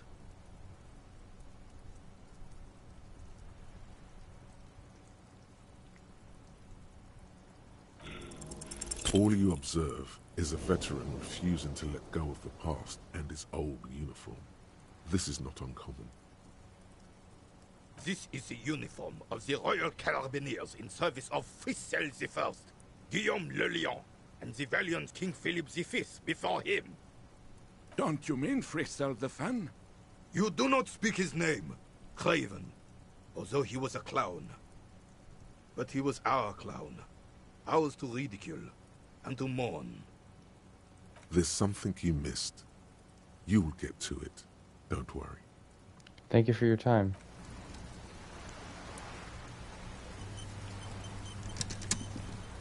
I have really outdone myself. Takes This a bite is out of divine. Takes a bite out of his sandwich. Yes, that's what you need, Gaston. More padding on that fat arse of yours. I hope your heart gives out. René, it's Nope, a little that's- pleasures. Life doesn't need to be a struggle. Nope. He didn't do the like. I can't do it right. Henry Cavill's good at doing it, but I can't do it. Hello, officer. How might I be of assistance on this fine day? What do you know about the dead man? Let me think. I heard someone was hanged and left on a tree for a week. But that's all I know, really. Well, I must have heard something. No, officers, I'm sorry. And I really would like to assist. You are both good guys. I can see that. Then help them, you wimp. You have plenty of shoulder with the ghost caviar in the Union. Someone must know something. He means caviar socialists. I wish I could, but I just don't know anything. I always keep my nose clean and don't gossip. Everyone knows and respects that. Odd. He doesn't seem to be lying, but there's something off here. Sounds a bit like you're holding back. I'm not even anyone. Of course he's holding back. His mouth is so full of Union prick he can't even speak properly. Can I at least finish my fucking sentence before you piss on it? Is that okay, René? I'm not anyone important in the Union. I just know Evrard. How do you know Evrard? Everyone in Martinez knows the Clare brothers. I taught these boys human studies and history in the gymnasium. What do you know about history? You never witnessed history. Only heard about it years later, when it had already moved on. You don't know history. The old soldier mumbles something under his breath and turns to face the sea. There he stands, proud, rigid and alone, like a cracking marble statue. Let's try not to get caught in a crossfire. Are you a Union member? Oh, in many ways, yes. Like an honorary member. I attend meetings and parties, help with little things. Evrard, Edgar, and the older debarders all know me. In many ways? Oh, yes.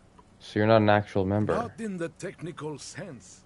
I don't have a vote or a membership card, but Evrard keeps me on the payroll, just for the little things. So that's what it was before. Him hiding something. He tries to make it look like he's a big deal in the Union, and now the illusion is disintegrating before your and René's eyes. He doesn't know anything, because no one tells him anything. He's an outsider. Of course he's not a member. He's not a member of anything. I knew that. He's a Weservein. Turns to where the wind blows and tries to look important. I hate the socialist rabble. But even siding with them is better than living your entire life on the fence. Never committing to anything. Pick a damn side already. What are the little things you do for Evrard? Writing work mostly. Occasionally, he needs something written, and I happen to have a way with words, people say. What kind of things do you write for him? Oh, nothing official, I assure you. Just essays for the newspapers. About Martinez and how things are and how they could be. Evrard and I had these long talks where... Well, he tells his little penman exactly what to say. It's commie propaganda, plain and simple. You should be ashamed of yourself. Are you a caviar socialist? I don't even consider myself a regular socialist.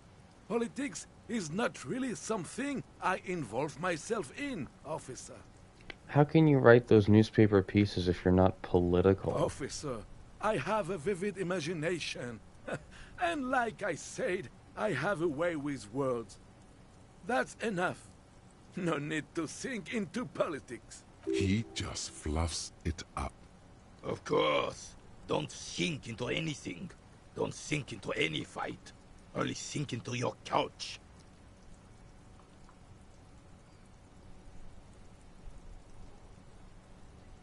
So you are a Weathervane. I prefer highly adaptable myself. Has a better ring to hit, don't you think? Come on, you. He's never gonna open them again. Thanks, that's all for now. No, thank you. For being consummate professionals. You'll have this case wrapped up in no time. You mentioned Jean-Marie Bilot. Who was that? Oh, sweet Jenny. She was the finest woman in all of Revachol. Maybe the entire world. Do not defile her memory, Gaston. Let her rest in peace. There's an almost imperceptibly small tremble in his voice. So you both know her. We knew her, all right. Lived on the same street our entire lives, just 2 houses apart. The 3 of us have been best friends since we were 4. She was René's first girl, back when the prick was 16. They were courting till he decided he'd rather die for some great ideal than just be happy. And then you stole her from me. He jerks forward, but then grabs his chest and stops. Easy, fellows. No need for this to get ugly. Oh, officer. It already got ugly nearly 80 years ago when the three of us were just learning to walk and talk. You stole her from me. Rene repeats, trying to steady his breathing and still clutching his Well, chest. technically, you stole her from me, because we'd been pretty close ever since you two had that falling out over the ink you spilled over her pretty yellow dress. We were just boys then. This was different. You... The tall veteran looks at you and nods. No point starting this all over again. For the 1000th and the first time. Especially when we have company. Officer. Happened to her? She died of pneumonia 2 winters ago. It was a quiet passage, peaceful. René and I were both by her bedside when she... He pauses, searching for the right word. Died. No use sugarcoating it. Won't bring her back. Will it now? Departed. Until the very end she couldn't decide between us. The most indecisive woman I've ever met. Why do you think she was indecisive? She could never make up her mind about anything. What to have for breakfast, favorite color, or which one of us to... Day in the pail. When it comes up. She was always leaving one of us for the other, but never long enough to actually get married. Nothing wrong with weighing your options first. Heck, technically, we're both still engaged to her. You always confused her. Couldn't let us be happy. Seduced her with your fancy words and pastries. He suddenly remembers you are still there. Falls silent and turns away. Thanks for sharing. Of course, officer. Memories are all we have left. Bye for now.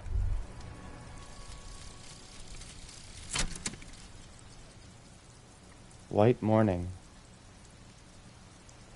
And the little guy gets smaller and smaller as you rise above the dollhouse world. You see him out in the snow, on the streets, in the shop, on the corner, and finally in a matchbox house. Sitting by the window, white flowers on the windowsill. You can smell them from up here. It's awful. A white morning, a modern death, divorce, or something similar. All you can do is put more distance between you and him, make him smaller, make him less you.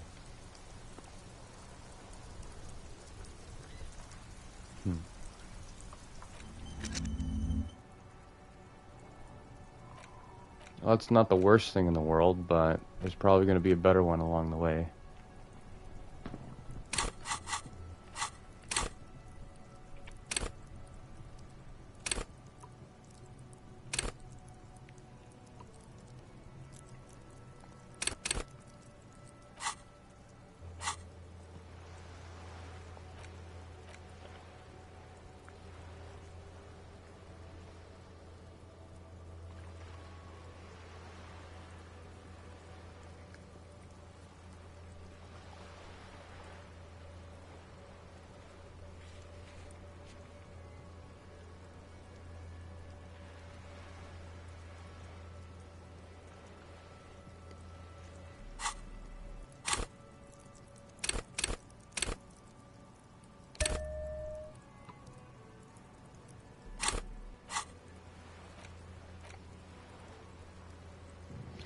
Physical instrument 1.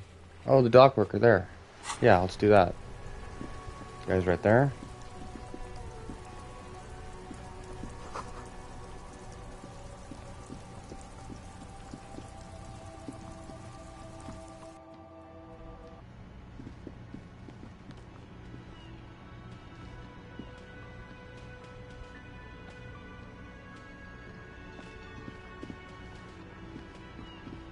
Is the guy still here? Oh, he's gone. Oh, perfect.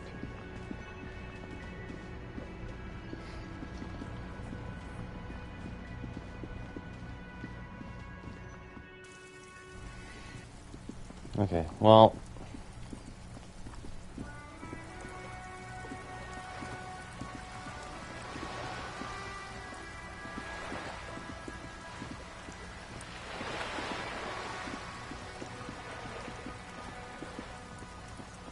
see if we can get Cindy to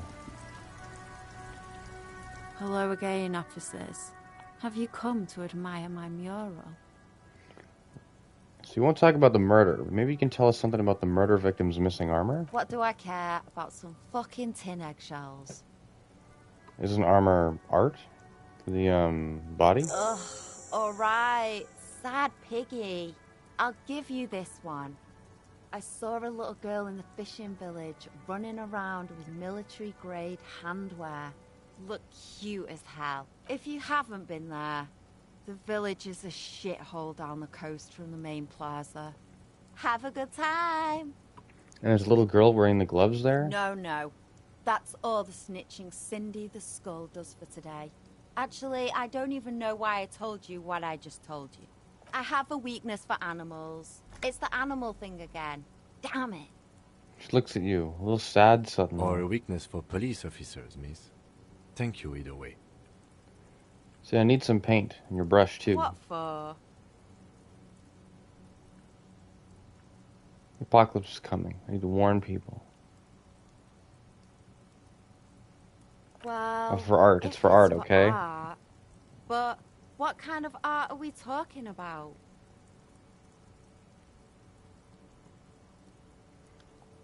Everything's sad and shit. We need art to make it okay. Just give me the brush. Grand art. Art deluxe. The artsiest. The most groundbreaking. Let me stop you right there, Piggy. You have no idea, do you? No idea. No brush? Fuck off. You'll see. You will all see and tremble. Yeah. Not gonna hold my breath, Piggy. You look like you'd suck. Everything, really. Well, we'll find a brush then.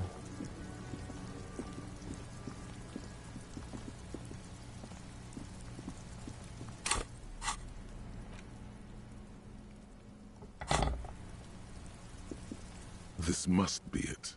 The basement door is weather-worn. The copper nails holding the upholstery in place have turned green from sea air, and there's a knocker shaped like a lion's head. That's some Citadel de Moore stuff right there. You knock silently. The upholstery muffles the sound.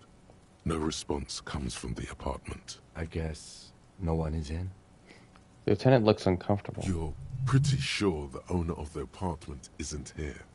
It's safe-ish. Press your ear against the door. The door is slick with rain. You don't hear any movement inside.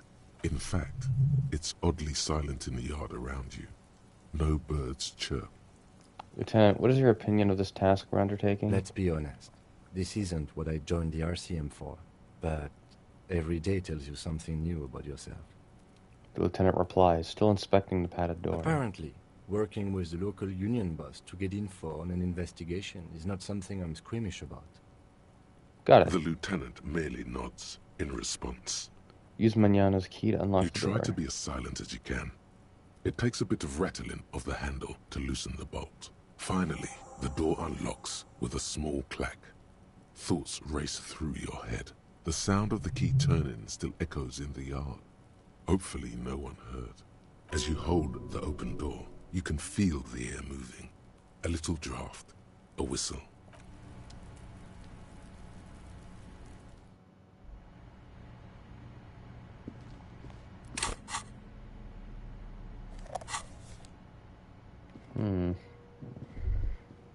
A row of mugs sits on the shelf. Each one depicts a human figure. A dark-skinned woman grinning amidst mysterious symbols. A broad-shouldered man shoveling potatoes, and others. A little ring. Though cheerful, the images on the ceramic make you vaguely uncomfortable. There's something disdainful in the way the curves and lines of the bodies were drawn. Yeah, because they're racist depictions. They're inherently insincere, I imagine. What do I mean uncomfortable? It looks like the artist is celebrating diversity, but underneath, he's just making fun of these people. Cynical, slippery bastard. You ain't gonna change someone's mind by calling them a bastard. The lieutenant picks up one of the mugs, then puts it back down with a look of disdain. I'm beginning to feel better about breaking into this man's apartment. Whip out your yellow man mug and compare. Yes, your broken mug friend would feel very much at home here. The same humor, the same mocking lines. There's the missing tin soldier. Whoever lives here might have used the Whirling's container to dump his trash, and now they've drawn the ire of the Union. The plot thickens, as they say. An interesting little clue. Let's see where this goes. Clues have a way of magically connecting to other clues down the road. Perhaps you should break into apartments more often. Do you really think it's the same person who put the dead man's clothes in the trash? Who knows? I'm not expecting too much from these clothes in the trash lead either way. Me either. It might turn out to be some random local matter, but still, a nice coincidence. You could ask Everard who this person is once you're done here. I already did, and he didn't give me an answer. Let's move on from the mugs. We'll disinfect in this room. It smells like chemicals. Whoever lives here admires fair-haired fantasy heroes with big muscles.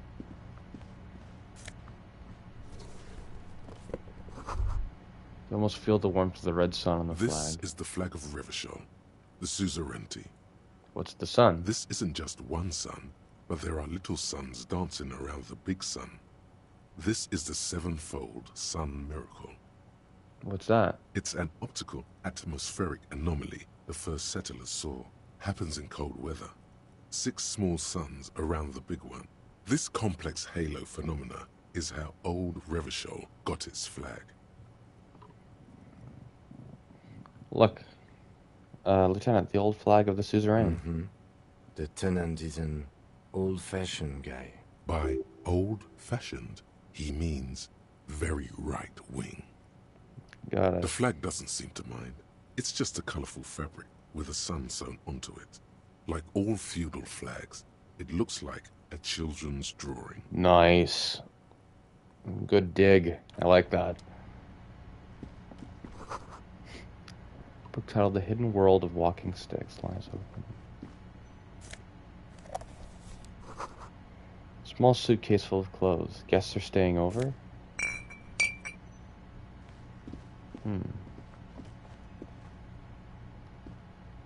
A row of mugs sits on the shelf.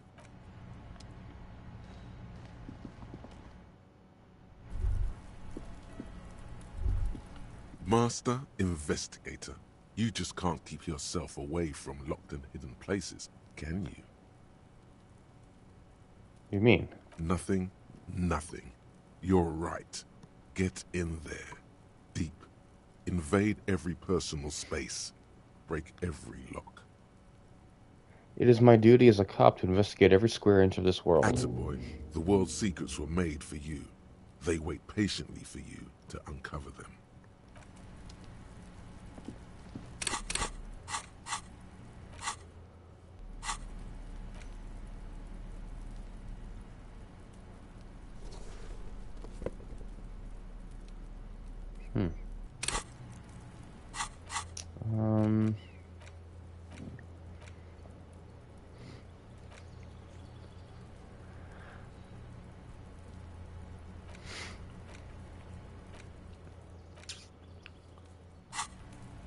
Right, we did physical instrument.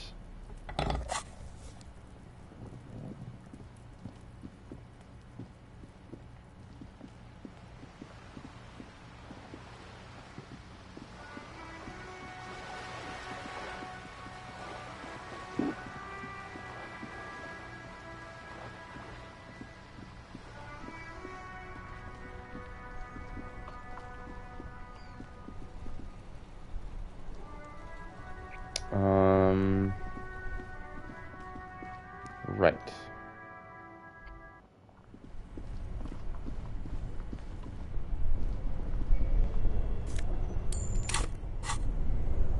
What is this? Even more stuff?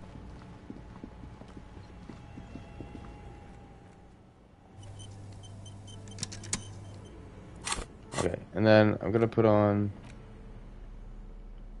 this. thick layer of coal dust covers the furnace, coloring it pitch black. Something breaks loose in you. A mighty bellow echoes throughout the chimney's depths. The chatter of tiny voices above suddenly cease. Then...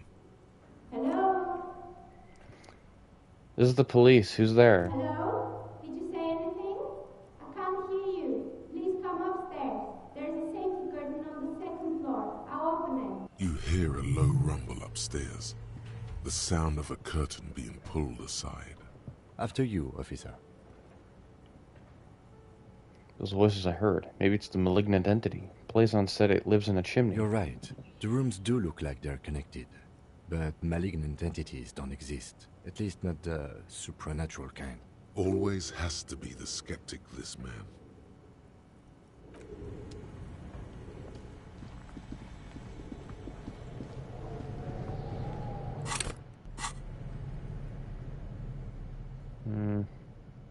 There.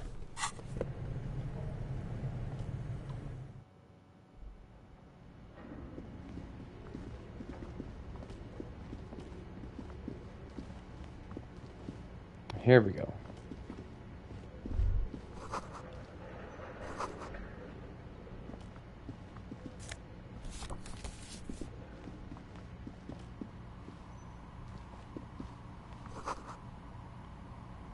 Trays full of dice, colorful polyhedral dice, hundreds of them.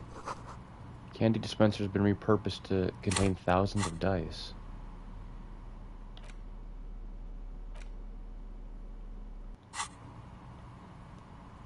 Hello, I'm Nia. A bird-like woman sits on a throne of tools with emerald light shining through her hair. Did you try knocking on my window? I must have missed you. I've been listening to my Melius. She taps on her headphones. So what kind of dye are you looking for? She's got a direct view to the backyard. You should interrogate her about the lynching. Hold on, what do you mean by Mylius? Yes, Amelia is like a call-in station. You need a two-way radio to access one. That's why I have these. She pats on the headphones on the table. Mostly, they just teach you to swear in different languages. But some of the stations can be quite interesting. I was so absorbed, I must have missed you knocking. You must have me confused with someone else. I haven't knocked on your window. Then how did you get inside? By the south entrance? You know what? It doesn't even matter. What matters is that you're finally here. Let's talk dice. Did you have something specific in mind?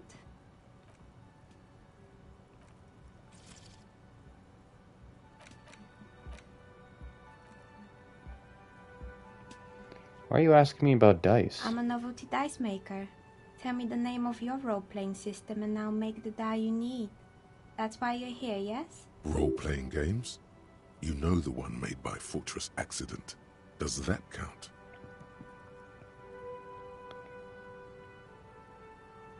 Sure, I like role-playing games and I need some dice. Very good. My rate is 10 real per set. Unless you want something really unusual. Take a look around and see if there's any particular stone you want to use.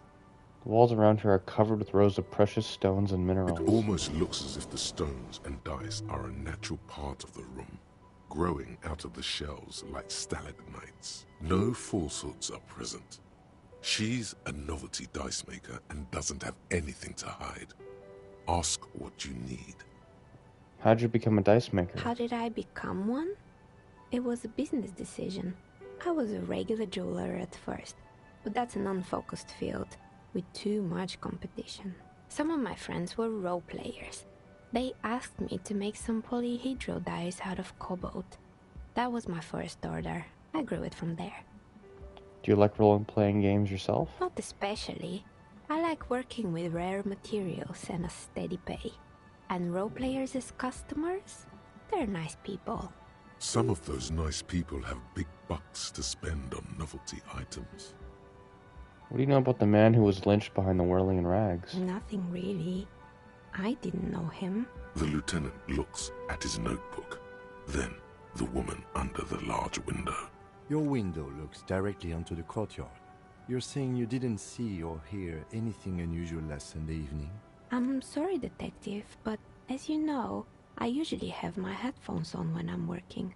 It shuts out most of the daily ruckus behind my window.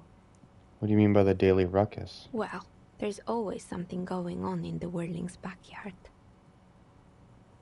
She stops to try and come up with an example. During daytime, there are usually those kids. And lately, I've been seeing a lot of drunk workers hanging about.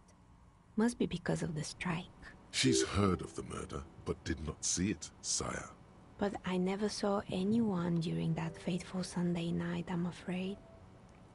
And you never took your eyes off the work to look out the window? I might have, but in this case, all I would have seen is my own reflection staring back from the darkness. It's light here, but dark in the yard at night.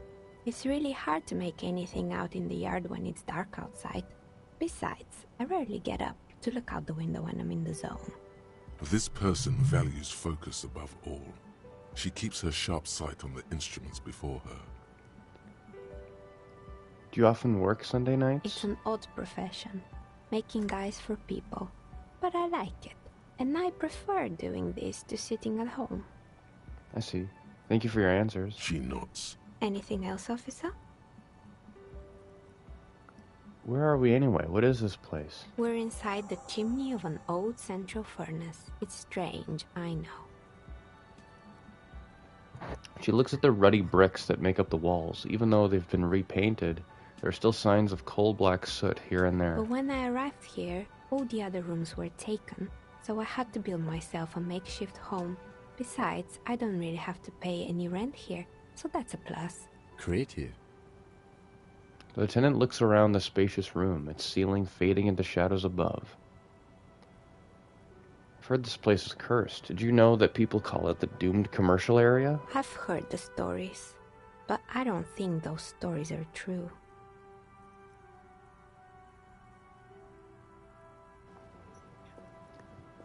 Sorry.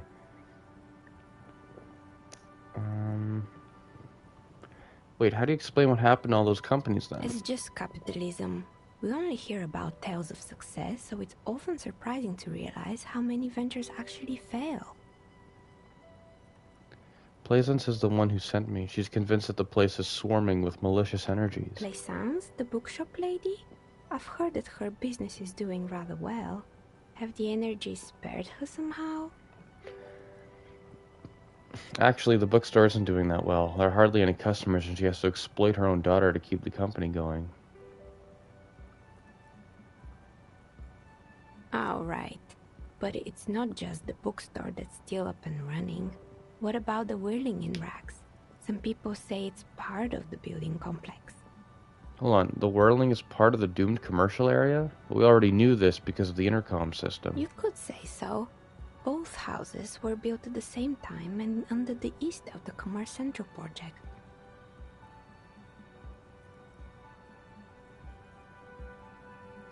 Yes, but it's still a separate building. Malicious energies can't reach there.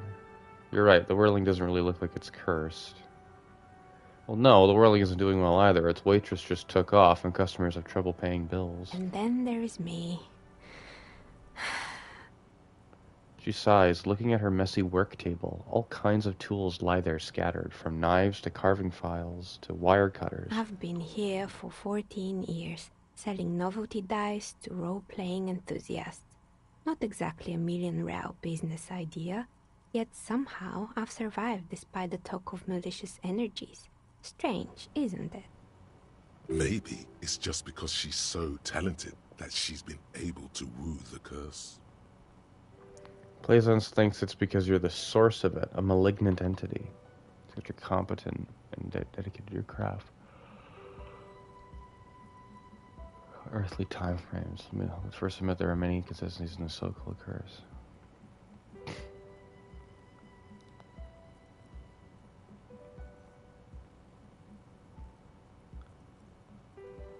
Plaisance thinks it's because you're the source of it, a malignant entity. Malignant entity? What does that even mean? Some kind of sorceress? What about you, officer? Do you think I'm the malignant entity? I think it still might be you that's causing this. I'm starting to see that there is no curse, only business decisions and natural market fluctuations.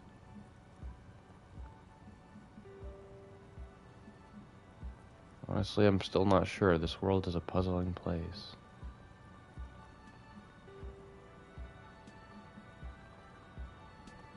Exactly. Truth is always so disappointingly mundane and boring. But I'm glad we got this sorted out. Anything else I can help you with today? That's all she has to say on the subject. She's been thorough and truthful, as far as we could see.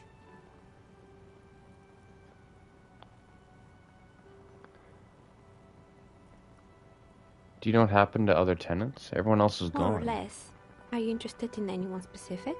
Oh, quite a lot of them spring to mind. Rats scuttle in the dark rooms, under the abandoned blow dryers and dusty mannequins. Cobwebs cover rotors and radio computers alike. So much failure. There used to be a hair salon here, right? Yes, I think it was called Androgynous Orlando or something similar. They weren't a big hit around here. Turns out that working class men don't like genderless haircuts. They're scared of that word. A bit of experimenting every now and then isn't bad. That's correct.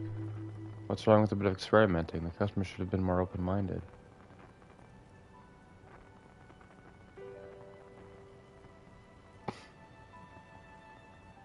I guess it just wasn't the time yet.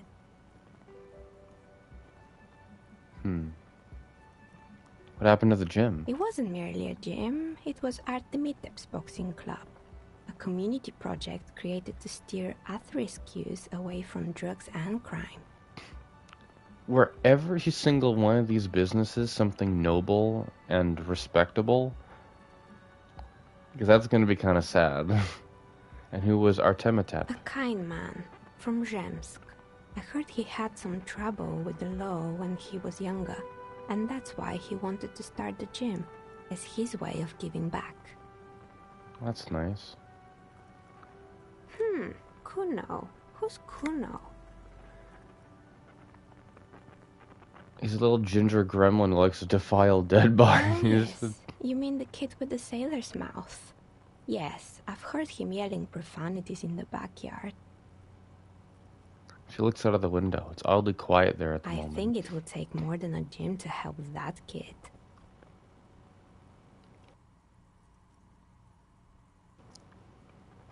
How did that community project work out? It didn't. If anything, it made the youth situation in Martinez even worse.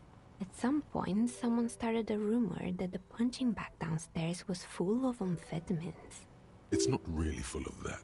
No one would store their drugs like that. Eventually, the coalition took away the funding and the club went bankrupt. This was a few years ago. It's gotten much more peaceful around the plaza ever since. What's up with the broken windows? Oh, this one's a mess. Hey, what could go wrong with this one, right? Turns out, the business was actually set up as a front for an illicit group that was producing snuff milieux. Who would have guessed? What's the snuff milieu? And they never cleaned up the debris either.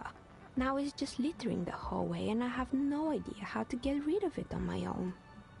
Cool. Very cool about the debris, but what's a snuff milieu? It's a sub-Rosa radio station that broadcasts real murders with real victims. Some people pay good money to get off on it. Nothing changes in her tone as she says that. As if it's just another piece of information to lay out for the world. Don't worry, the ICP has a separate division that deals exclusively with unlicensed sub-Roses. This isn't our problem. Good luck with that. It's not easy catching those perpetrators. Did someone here make stuffed animals? I saw mounts lying around. You mean Mr. Fabron, the taxidermist?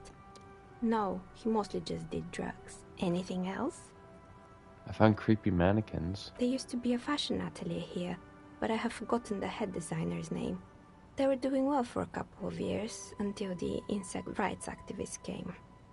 Insect rights activists? What in the name of... The atelier produced a certain collection that used chitin among the materials. Apparently chitin is made in the Occident, where it's extracted from beetle wings. And you know how all kinds of political movements are big in the Occident. The activists shut down the biggest chitin supplier, which of course caused the price to skyrocket.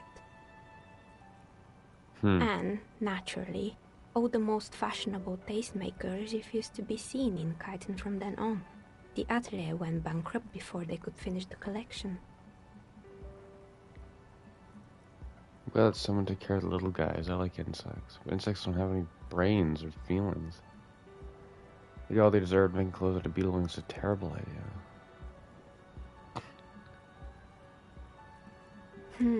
Really? Anyway. She looks at the windowsill where a dead fly is lying on its back, legs curled up in a bow tie. What's with the rotor blades and skis? They were made by a company called Slipstream. After they pivoted from making rotor blades to skis, their chief executive took off on a vacation with all their money. She rests her chin on her hand with an impish smile. Honestly, I think it's quite funny. I think he's still sending out holiday transmissions from Tulula or Tiumotiri or Hashtkor or wherever he is. Interesting. What do these transmissions say? The usual, I imagine. That he's been thinking up all kinds of new business plans and can't wait to get started on them just as soon as he returns. Her smile widens before she sees the lieutenant's face behind her. Men like that are a curse. The lieutenant is stern. Sure, but Slipstream is history now. All their remaining assets got seized by the bailiffs in 47. I have no idea why those skis and blades are still lying around in the house. Not much use now, I guess. They were just the props. Why return them? I found a strange machine. Fortress Accident, the radio game studio. She closes her eyes as some remnant of a memory lights up her face. They were an interesting bunch. We talked about role-playing systems every now and then. Once, I even saw two of them get into fisticuffs over Wiro. That's understandable. Fantasies are serious things. The mind is the drawing board of history. They certainly took their work very seriously, even if they seem to be chronically liberal with their schedules. What do you mean, liberal? What happened? The usual. They ran out of money and couldn't get the project done on time. What went wrong? Well, I did hear them talking at times. She looks at the hallway as if she can still hear them chit-chat behind her curtains on a cigarette break. They seemed to believe they were historical individuals on some grand quest. She sounds almost mocking when she says that. From what I've seen so far, the project did look quite impressive. Yes, but when the money started to run out, they just began to complain a lot about capitalism. You know, how the markets are rigged to keep out new businesses and so on. In the end, they just didn't get it done. They didn't have enough willpower to produce something truly historic and to show up to work on time.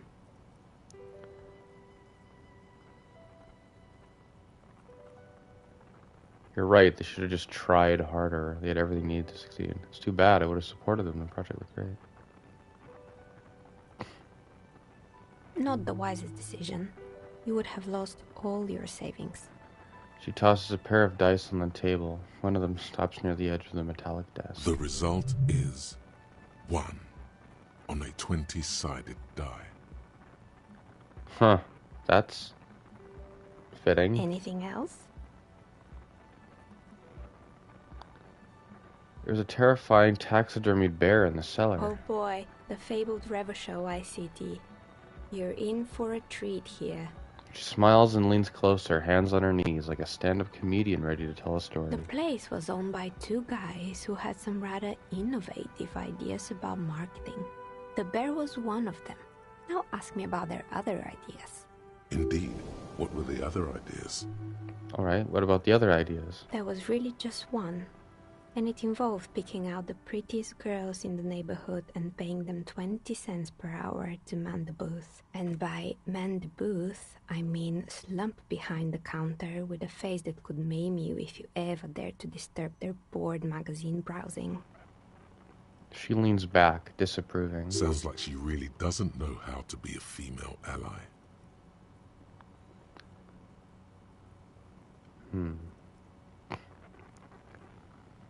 What do they expect? 20 cents per hour is dog's pants. Surprised they showed up to work at all. That's an award-winning idea. How else do you choose people around you? I don't have an opinion on employing teams. I just want to know, did it work out for the business? And that's kind of really preachy. Like, that one's kind of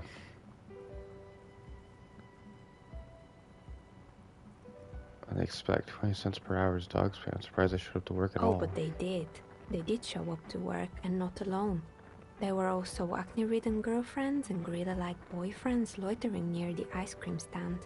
And they already had the bear. She closes her eyes as if remembering something painful. What about the bear? Or what about the bear? The bear. She repeats, pressing thumbs into her temples like trying to suppress a headache. It didn't work out? Of course not. The bear was terrifying. No one wants ice cream guarded by a hostile apex predator. To make matters worse, the fridge didn't work too well either, and half the ice cream came out malformed and partially melted. I mean, I would kind of want ice cream from that thing. Eventually, Ravishell Ice City lost the price war to its rival, Glacé 5000. Glacé 5000 sold caramel sundaes for only 5 cents a piece, out of regular fridges.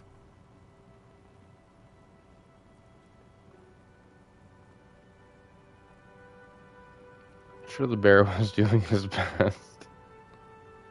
Maybe, because the taxidermist who made that bear definitely wasn't.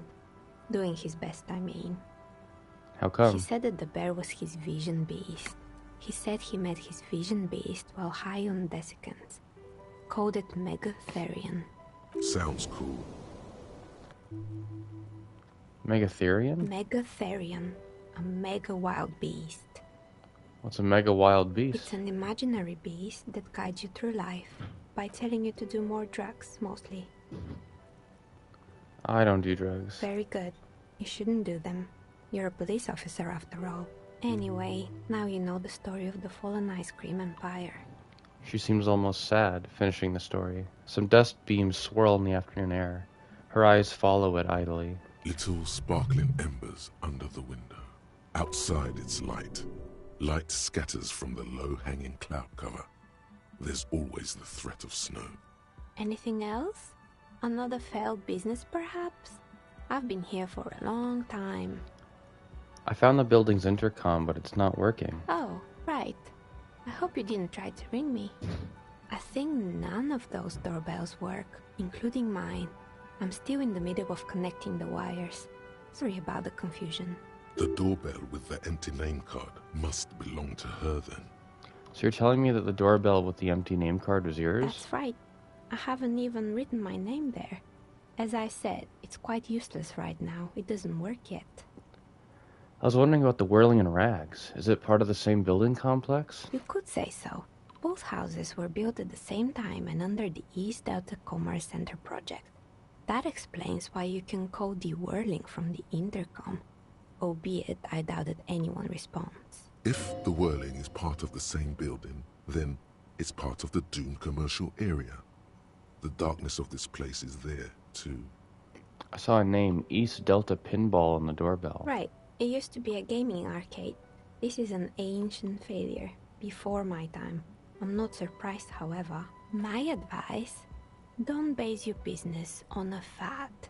Hypnotism, floriography, trick-track, especially pinball. Battle Royale games. That's another one. Agreed.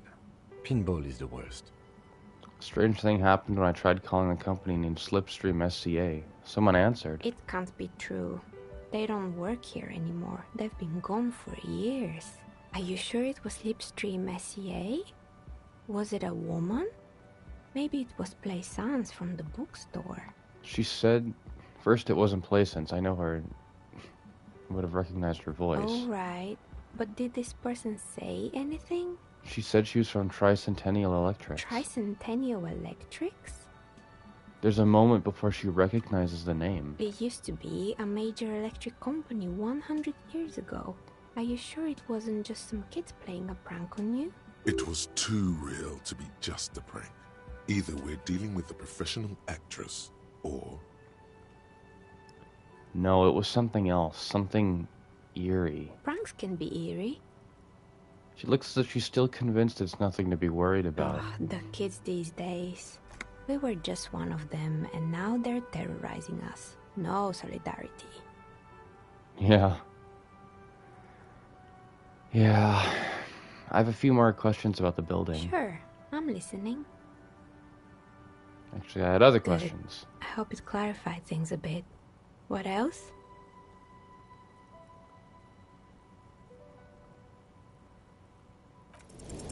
You feel nothing. If anything, it's uncomfortably warm in here.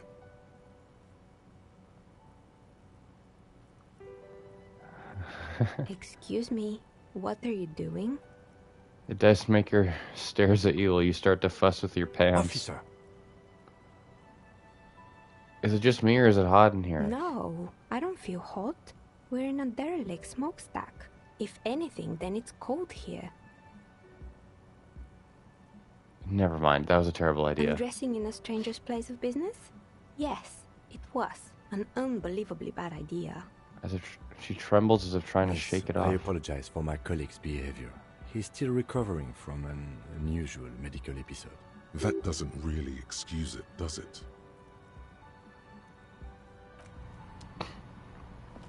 Ugh. Embarrassing.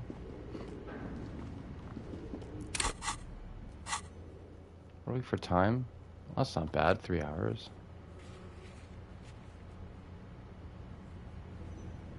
Oh yeah, I put something into visual calculus.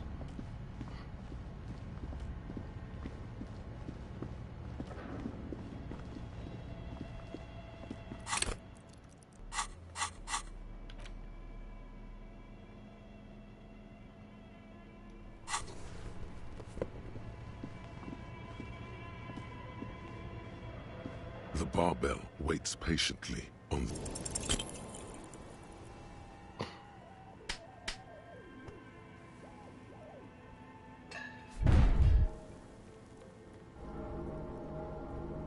You manage to hoist it off the ground, but the barbell feels wobbly and dangerous. Your hands slick with sweat.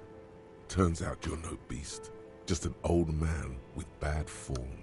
Seems like I'm a little out of shape. Maybe these gloves just suck. Proper weightlifting gloves would definitely afford a better grip.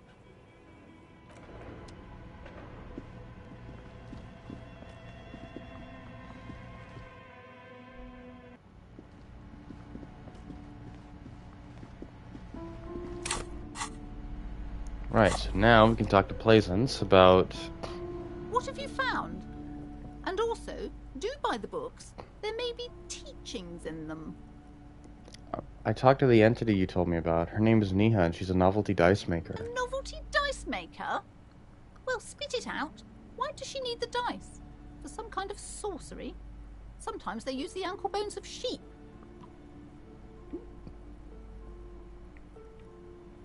She's not a sorceress or some malicious entity. She's a businesswoman like you. I don't understand. If it's not her, then where is the source of the doom? How did she explain the curse? The narrative she's built herself, it does need tearing down. Just don't say you don't have any answer yet. The uncertainty is killing her. To hell with it. Perchance you ought to just lie, sire.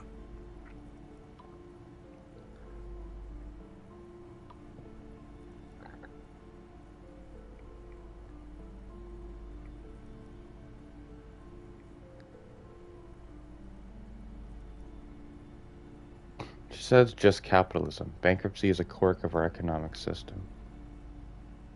Wait, what? The entire economic system is cursed? Yes, the system must be cleansed of immigrant labor. It's true, we live in a precarious world. Nothing ever turns out right. You need to get used to chaos. I mean, I found the source of the doom. Forget about the economy thing. For the only world revolution can help you. Another revolution? She looks down at the pendant in her trembling hands and she collects I herself. understand what's going on here. You went in there, rummaged around, and accomplished nothing. And now you're telling me these intellectual things to cover up for it. It's okay. You don't have to. I was wrong to trust another person. I will manage this psychic calamity as I always have. Alone. On my own. As she has to, every day. Thank you for nothing. Please, do buy some books, or be on your way. She concludes, tucking the pendant away in her blouse. Wow. Total psychic collapse between you two right now. There was never any other way this could have gone. She's just too far gone into her own mind. I am sorry we had to disappoint you, ma'am. Can we go now? He turns to you. The shop around you feels ancient suddenly, damp and saturated by the coastal air. The books are rotting. A great cold lives here, and there, too. 1,200 meters away, on the urban coast, the dark shape of a church is reflected on the water, calling. Guess we gotta go to a church now. I mean...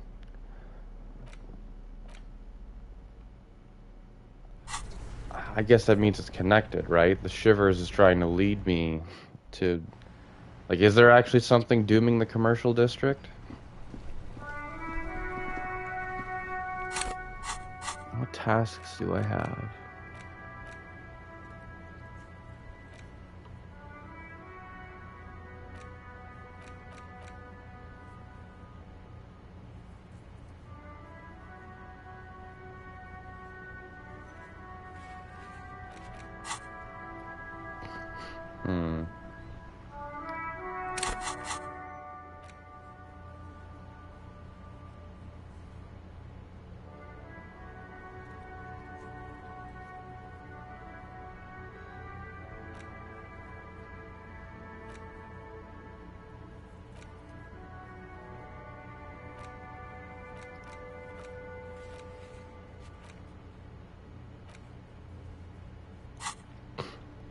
We have the smoker to visit on the balcony as well. We'll talk to Evart, and we'll see what's going on there.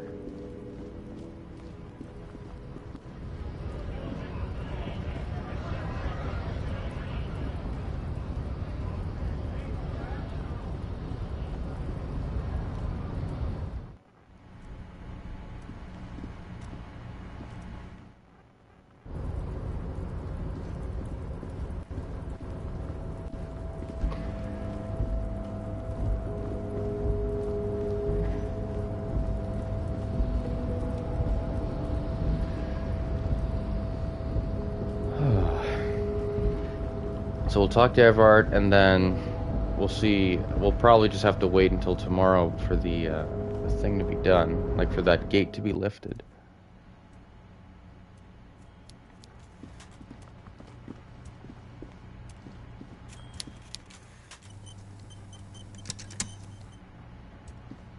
Mr. Dubois, every worker... He leans toward you, waiting for you to complete a sentence.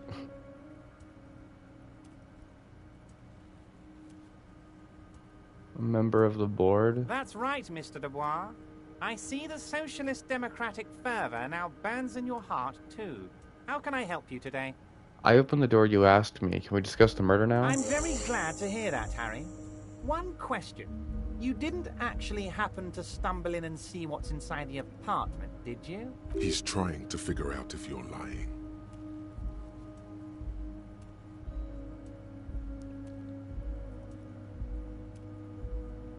The deal wasn't for me to go inside, so I didn't. You're right, Harry.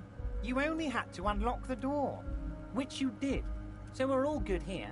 He was testing you, and you succeeded. Now let's get down to brass tacks. It's time for men like me and you to figure out who's killed who and why. Real police work is gonna start happening now. I promise you, Harry, this is gonna be good. There's a collection of... Whoa. Nope. You said the lynching and the strikes are related. How? By now, I'm sure you've figured out who the dead man was working for. The bad guys. Wild Pines. Sent to scare us. Another violent measure of the top hats against us flatcaps. What do you mean? Harry, this strike is the culmination of many, many mistakes made by the Wild Pines group. They tried to shut the strike down by sending in armed mercenaries. You mean our victim? A security contractor. Can you imagine that? Workers standing in peaceful protest, united in the spirit of fellowship, and they send hired killers to mow us down with machine gun fire? I'm talking beasts. Hardened killers from proxy wars in Yisut, Semenine, Saramaritsa, you name it, they've done it. Raping, killing, burning villages, killing little children for the Senorita Pineapple Company, Harry. Everything they did there, they brought over here. They want to turn Revachol into a third world slum. Honestly, the only thing they didn't do is kill the village elephant. Hold on, you have a village elephant? No, Harry, the elephant is metaphorical, and so is the village. But the mercs and their brutality are very real. Go on. Now, I haven't personally witnessed the brutalities out there. I have the luxury of staying in my container, you see. If I need to go somewhere, they just move my container. Wait, they move the container? Yes, I'm an old man, Harry. My legs aren't what they used to be. They lift my office with that big crane. It's actually very fun. You should try it. But enough about me and my fun container. The killers the company hired, I think there were 3 of them, all hardened commando types. One of them got downright suicidal, getting drunk, violent, a little rapey. Even their own negotiator couldn't control him. That's your boy, the one who likes hanging out and trees. By negotiator, you mean Joyce? Harry, what you need to realize is, we dock workers are not pushovers. We got grit, Harry. This whole neighborhood does. Push us hard enough and we push back. And when we do, we push to kill. Wait, the whole neighborhood is in on it? Potentially, Harry, potentially. We got arm wrestling champions, rowing club people, ex-coal miners, tough guys, all ready to spring into action for their home base. Who exactly did the pushing? There's a militant wing inside the Union. A group of people whose duties don't involve manual labor, but peacekeeping in the neighborhood, making sure everything runs smoothly. That sounds a bit like organized crime. They're like you guys. Idealistic people who want to make sure bad things don't happen. And if they already have, well, punishment must follow. Again, that sounds like organized crime. So these idealists killed our victim? One day Titus Hardy, leader of this peacekeeping faction, comes up to me and says, "Boss, socialist democratic fervor drove us to take it upon ourselves to kill this beast that was burdening the land." He probably worded it differently, but that was the idea. Sure sounded to me like they killed him. I gave them 2 weeks paid leave and told them to lay low to avoid retaliation. Aren't you worried we might arrest them for this? Oh, I'm not at all worried about that. These are not the kind of men who get arrested. They're Martinez boys, tough and gritty. I'd like to see the man who takes them in. Besides, I sent my lawyer girl to look after them. He places a lot of faith in that lawyer girl. Perhaps this is a tactical error. Anyway. There was a bullet in the hangman's head. No, I don't want to tell him that. I don't want to tell him that. How do you know the mercenaries were hired by the shipping company? How do I know? Let me tell you about these people. That's their MO. It's what they do. Last winter, some poor workers in Terminal E went on a little strike. The company sent in Sediment, a security contractor. The strike was over the workers' right to wear protective footwear, Harry. These guys turn up and start beating people. Tell you what, Harry, I wouldn't be surprised if we got the same mercenary company, after a little rebranding. And I'm sure as hell not surprised to see an army of scabs under my gates. So you believe the scabs were organized by the security contractor? You said it. Hell, one of those guys looks big enough to take down that proverbial elephant. Boys like that don't just happen to show up during strikes. That big guy we were talking to. That does sound quite unlikely, yes. The big guy leading the scabs at the gate is colossal. You mentioned the lawyer girl? Oh, Liz is a bright one.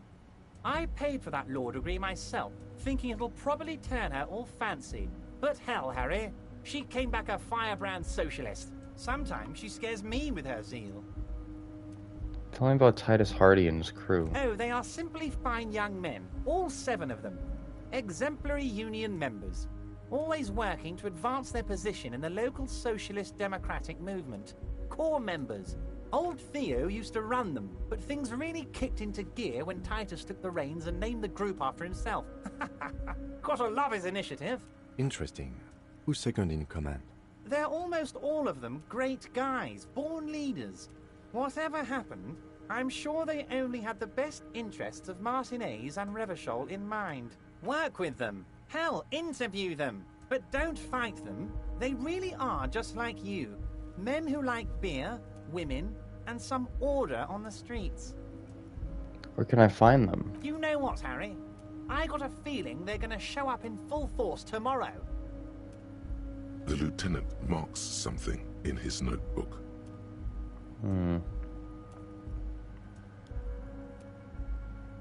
In the future, I could use your backing. Can you ask the Hardy Boys to cooperate? But of course! It's the least I can do for my good friend Harry. I'll do it right after we've concluded this talk. When you meet this Titus, tell him about this. See what he has to say. Also, Harry, here's 5 real.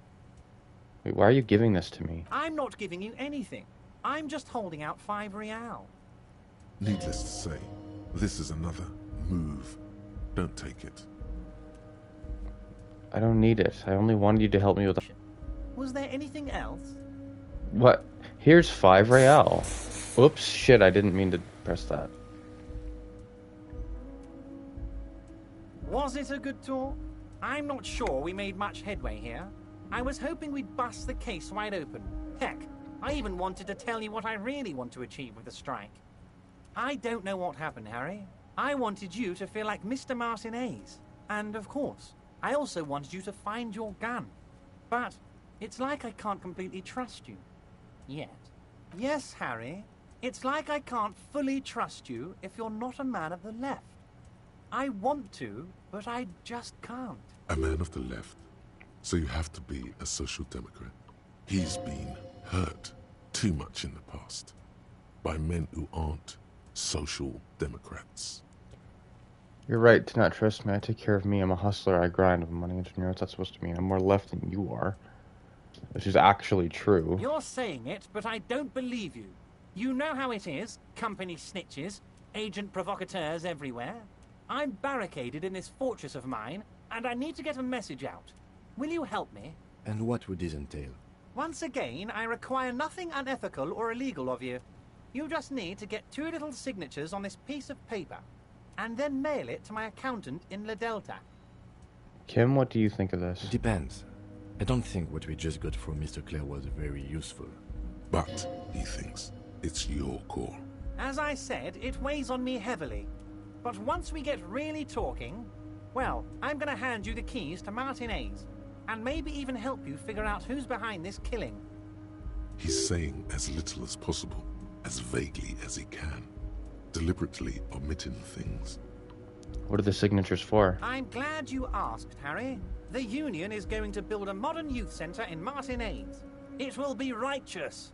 We're gonna get those teenagers off drugs, and on roller skates. There's a nameless little street on the coast with some old houses around it. Most people have already signed. I just need 2 more signatures to get this mission off the ground, Harry. Where is this place exactly? On the coast, Harry, across the canal. There's a cul-de-sac there, a little village they're calling it. A gloomy place. You'll find it. I trust your detective skills, Harry. Water drips from the eaves. A woman looks at her freshly tarred skiff. There's a pair of cavalry boots under the fish in the box, and the wind howls like a vicious spirit. You're already pretty deep into this. What's a little more? No one can see you here in Martinez. What will happen to the current occupants? They are just gonna have to deal with the construction noise for 6 months, and then they'll be living like kings. Right next to a fancy new youth centre, designed by the best architects from Stella Marie.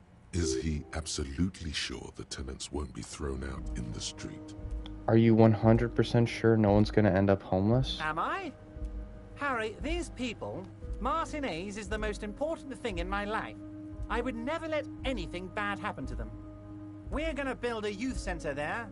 The value of their properties goes up and kids have a place to play in. I'm looking out for these people, not pulling the rug from under them, Harry. I'm looking out for all of Martinez, not just the harbour. Fine. If I happen to be there, I can ask them. You bring joy to my heart, Harry. Such a pleasure to be working with you. Here. Hands you an open white You envelope. need to get signatures from Isabel Sadie and Lillian Carter. The cul-de-sac is right past the pawn shop and across the canal. I hear there is some trouble with the water lock, but they should fix it by Wednesday morning. Once you have the signatures, mail this to 13022 La Rocca in La Delta. Then I'll know you're a solid socialist. I'm gonna leave now, but we might talk again later. See you soon, debardeur. Just kidding, but not too much. I got 3 skill points.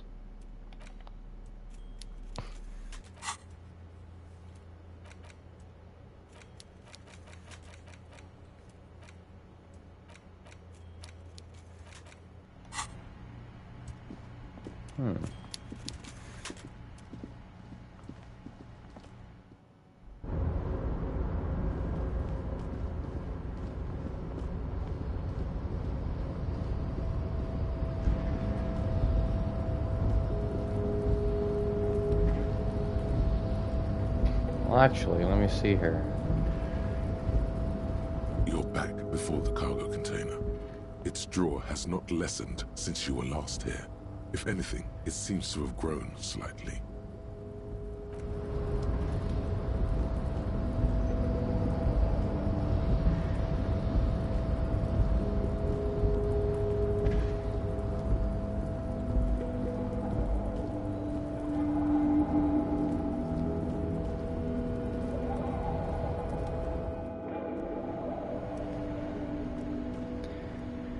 A lot of stuff to do, but we can't even do all of it because the thing isn't open yet. I mean, we could talk about this asshole.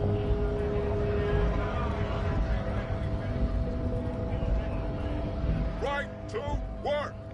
Right to work! Shame on you! Hey, tough guy, I have more questions. Things are busy enough.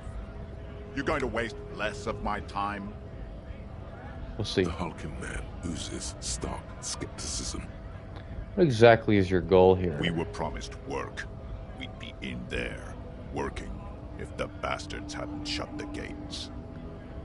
You're unable to breach the entrance? Main gate's locked. Would take heavy ordnance to bust it open. Could try to get in through the secretary's office. Door's locked. The guard's blocking the way to the access panel. And I don't mean the scrawny mess punk either. I mean head measurer. Or whatever he is. Wait, head measurer? That giant up there, on the bridge you talked to. Head measurer. Won't let the workers by. The access panel is right behind him. How back could one guy be? You seem capable. Bad. Standing on a narrow bridge, he's got a strategically advantageous position. And he's trained. I don't know how the Union has a trained killer up there. But that one's no joke. And my men are tired and hungry. They're workers, not fighters. Have you considered storming in, like all of you? Why don't you go arrest them instead? I'm sure they've done plenty of criminal shit. They have that look. It would be better for the neighborhood if you went home. At least for now. If you can't get in anyway. No! They will give up eventually. Or get drunk. Leave the button unguarded.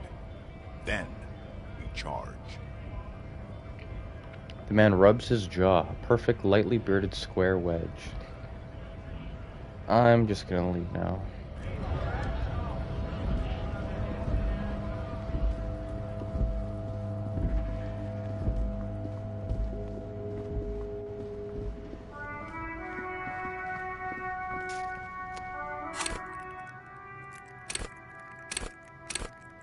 I guess we can talk to Titus now.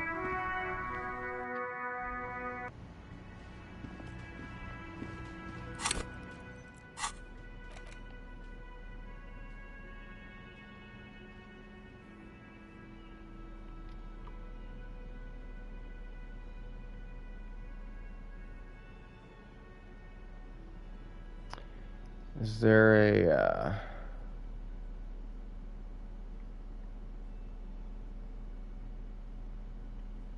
nothing for authority, eh? Save beforehand.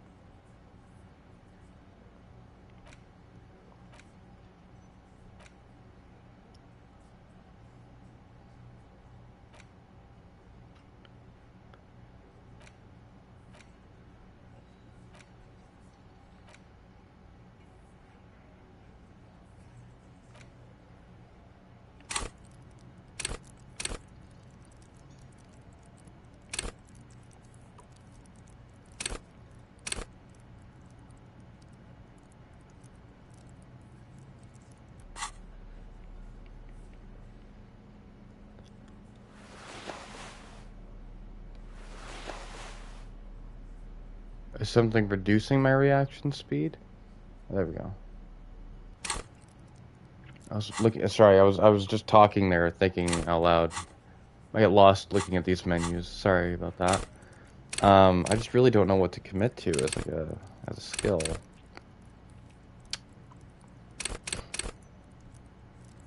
I kind of want to keep drama up. I want to keep rhetoric high.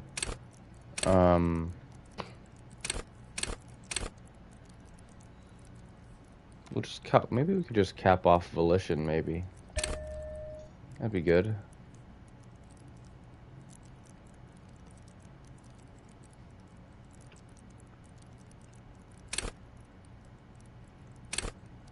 Yeah, that seems right.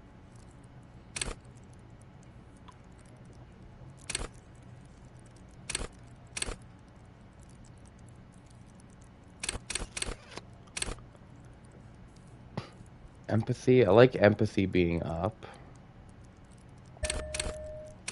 Interfacing, we'll have that be up too. Perfect. Okay, well, volition and interfacing. Well, I'll hold off on empathy for now.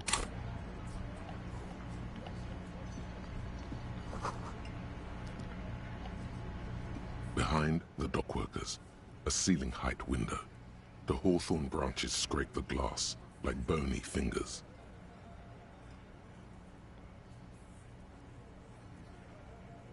There's a little slide panel up there to let some air in. No need to open it in spring. It's still too cold outside.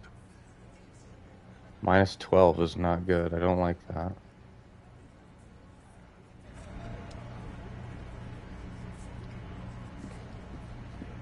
This is where you say your bid. Broad-shouldered man points at you with a beer can. Excuse me? Detective. First, we need to talk about the man hanged out back. Oh, this is about him. A real looker, that won't. You sure took your time, huh? Waited for him to get real ripe and pretty for you. Are every single one of these men going to be insufferably immature and childlike? I feel like they will be. Oh, he was a real pretty boy. Hanging up there, letting out that pretty boy smell. I can't for the life of me understand why you did it. I mean, I would have just left him up there. You must really like cleaning up other people's shit. You might want to start asking your questions now. It's not going to get better than this. Do a head count first. Connect these men to the tracks you saw in the yard. Chances are they're going to match. Starting from the right. Boot size 44. Blonde man. In his 30s. Overbearingly masculine. Sitting on his right. Standard working boots. Size 45 or 46. Eldest in the room. Probably mid-50s. Smoker. Quiet. Across at the other table. Hobnailed working boots. Size 43. Gang tattoos. Mesk or Sarah Mauritian. In his late 30s. Early 40s. How can you tell what the boot size is just by looking at them? He spent his youth in Villa Labos, a housing project in the Jamrock Quarter. There were incarcerations. Hard to say what else. The ink is fading. And then, standard working boot. Steel reinforced toes. Size 46. The big dick. Wide at the shoulders and lean at the hips. Rugby cap. Fingerless gloves. And numerous scars. A little under 40. The emblem on his vest says Rowing Club. A little patch below it reads T. Hardy, Captain. In the far corner. Standard working boot. Steel reinforced toes. Size 44. 40-something. Non-alcoholic beverage in hand. You squint. Is that a plectrum? Where? On his neck. Forget it. It's not important. Let's call this one the musician. And a little guy? Size 41. With the light step. Not a child, after all. An older man with a rat face, mean, watery eyes, and 2 front teeth missing. In the middle, heaving and wheezing. Big guy, boot size 46, deep marks. Probably carried the victim over. Exceed 220. In conclusion, these 7 are the actors on the crime scene. The footprints were theirs, but there's a discrepancy. One of them is missing. The odd soul? Exactly. You've stood there for about 4 seconds, not saying anything. Hit them with questions. Where's the 8th Hardy? The fuck is with you, fella? Titus is staring at you with his head tilted. The man hanged in the backyard, did you? I found 8 sets of footprints, but there's only 7 of you. Where's the 8th Hardy boy? What are you talking about, madman? There's no 8th Hardy boy. There's 7 of us and we're all here. He sizes you up. Or what? You want to be the 8th Hardy boy? We ain't hiring. He shakes his head. Actually, boss, we've been talking and we think she could maybe... She? So there's an 8th Hardy, and it's a Hardy girl? Who might it be? Elizabeth? The gardener? Shut the fuck up, Glenn! I do the talking here. Now what the fuck do you want, cop? It has to be good, if he won't let you pursue it. Looks like the lieutenant thinks so, too. So let me get this straight. There is an 8th Hardy boy. It's a she, and you don't like us talking about her? That's right. We're not talking about this. This is a private Hardy Boys matter. Nothing to do with your shit. And he points at the lieutenant. You're not cops here. Don't go digging around if you don't want a bullet in the back of your head. I'm watching you. Like the guy that you hung? Hanged. People are hanged, not hung. Good. We are all watching each other. Lieutenant Officer, your question. Lieutenant adjusts his spectacles. There's no point in pushing it further, he thinks. This is already a victory. We'll learn more about this 8th Hardy sooner or later. I should commit more to esprit de corps. I kind of like this, well, being able to read Kim's mind, really. Man hanged in the backyard. Did you do it? The pretty boy. You guys really love talking about that pretty boy. Funny. But my partner and I have a serious matter to discuss with you. We've spoken to the head of the union. Ebrard? Yes, him. And what did he tell you? That we killed him? That we took a cargo belt from the harbor, went out back, and used it to hang him? Because we did. All of us together. I hope he told the story straight. I hope he told it well. So you just confessed to murder? Goddamn right. No. These 7 honest men have equally come forth. They told you what happened, so that you don't waste any more of your time. All 7 together. They're diluting responsibility. It's an anti-arrest tactic. You murdered him just like that? No remorse? How many people have you sent to the Shays? Ever felt remorse for them? Chaise électrique is the method of capital punishment in Revachol under the Coalition. The chair? During the suzerain's reign, it used to be the firing squad. So the electric chair. Or send them to Reunion to rot. For 20 years. For life. Says as if it was worse than dying. And Reunion, what's that? The River Esperance Correctional Facility, a military prison run by the Coalition, dubbed Reunion by the inmates. The origin of the name is unknown. Yes, but these are all bad people. Come here. Like, I'm just doing my job, it's all.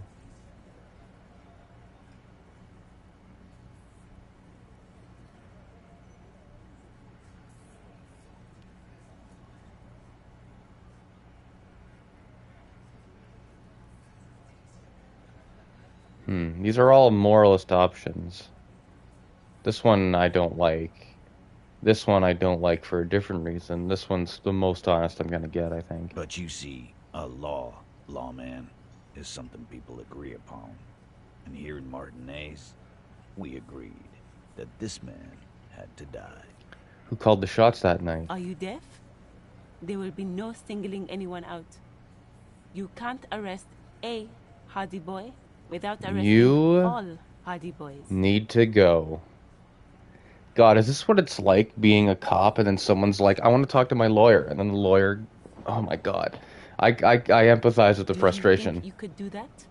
Do you think you could arrest them all? Shadow of a smirk passes her lips as she tilts her head. A trick question. Don't let her lead the conversation. No, but seriously, who calls the shots around here? Who do you fucking think does? He sounds more amused than angry. You do. You give the command.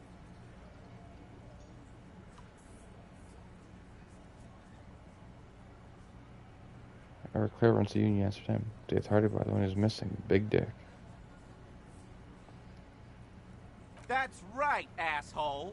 Titus Hardy runs the Hardy Boys. Ain't that so, fellas? He looks around for approval. I think you got your answer, Mr. Law. No. You did not get an answer. Titus does administrative work. He pushes paper, fills out forms. The others can't read. But on that night, they all acted as one man. When did this hanging incident occur? You don't have to keep answering his questions. Fixer turns to remind Titus. I know, Lizzie. Relax. We killed him last Sunday night. Seemed like a good way to end the week. How long had you known the victim? Known him? We don't associate with scum like that, asshole. Yeah! Who do you think we are? Quiet. He came around about 3 weeks ago when that Pines cow first sailed into town. Happy? By the Pines cow, you mean Joyce Messier? The representative for White Pines? The same company you are striking against? He pretends to check his notes. No. I mean the Pines cow. The stupid-ass cow they sent in to fuck us over. But you know what? He rubs his chin, pretending to mull it over. Why don't you ask her about the pretty boy? I'm sure she has interesting things to say when you ask her hard enough. That's enough insinuation for today, Titus.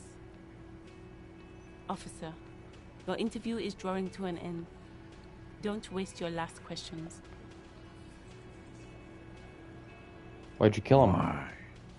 'Cause he was worthless mercenary scum. And he stepped out alive in my town. So he was a mercenary, that's it? I am. He stepped out of line. Jaw clamped shut like a vice. What kind of mercenary? The kind that shows up when you start a strike. The experienced kind, too. Had Cohoy and Semenine written all over him. Ex-Oranese Special Forces. A live grenade. Right here in our bar. I can't prove it, but I know he was sent by the Wild Pines. They hired merc shit like that. Story of every strike from here to Samara. Hold on, how do you even know he was in Special Forces? Because one night, he walked straight up to the mic and said, I'm Oranese goddamn Special Forces, and I'm gonna fuck you all. Really? Yeah, really. Had a gin and tonic up there, sang some Oranese paratrooper song, and said he's gonna fuck everyone.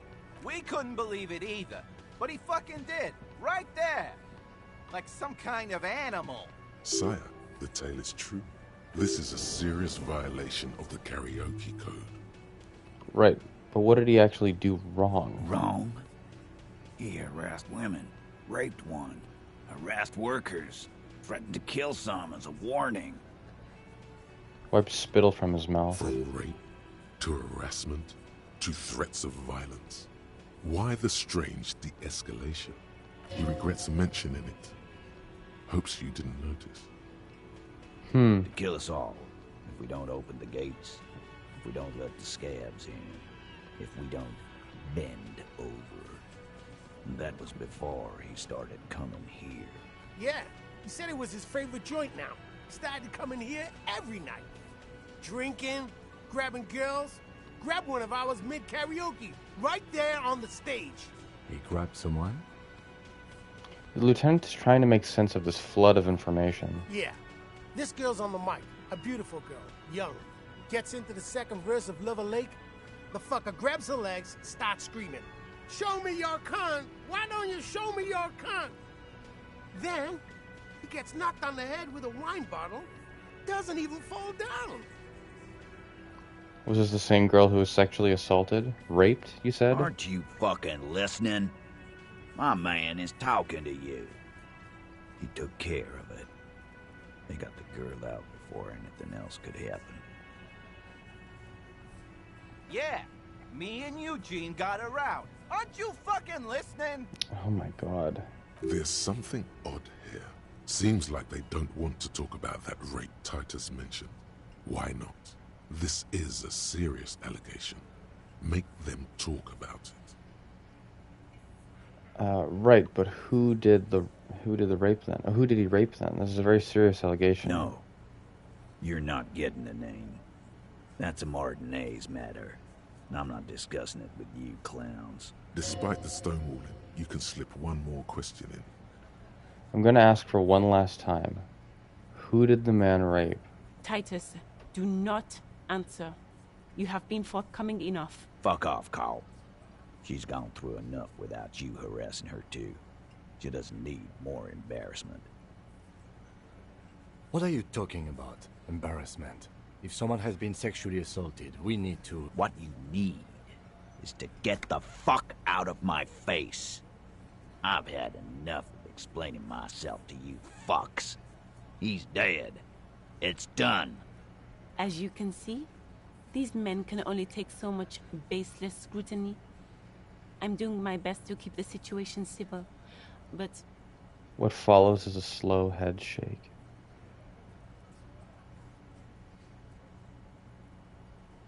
So, he mentioned that it was a woman that... She's gone through enough without you harassing her too. Oh, without you harassing her too. I thought he was implying that Harry had harassed her as well. How did you kill him? We hanged him up by his neck until he got real still. Wasn't that obvious, copper? Didn't they teach you anything at the cop school, idiot? The autopsy showed there were no ligature marks. His hands were not tied. Can you explain that? Look, I'm not gonna play 20 questions. Yeah, with you, capo. nice. I'll say it again. We killed him. Yeah, I knocked him out. Came up behind him and clubbed him in the back of the head. He went down like a sack of sand. That's right, lawman. And then we hanged the fuck. Make them a bit more uncomfortable first. Then see if it all adds up.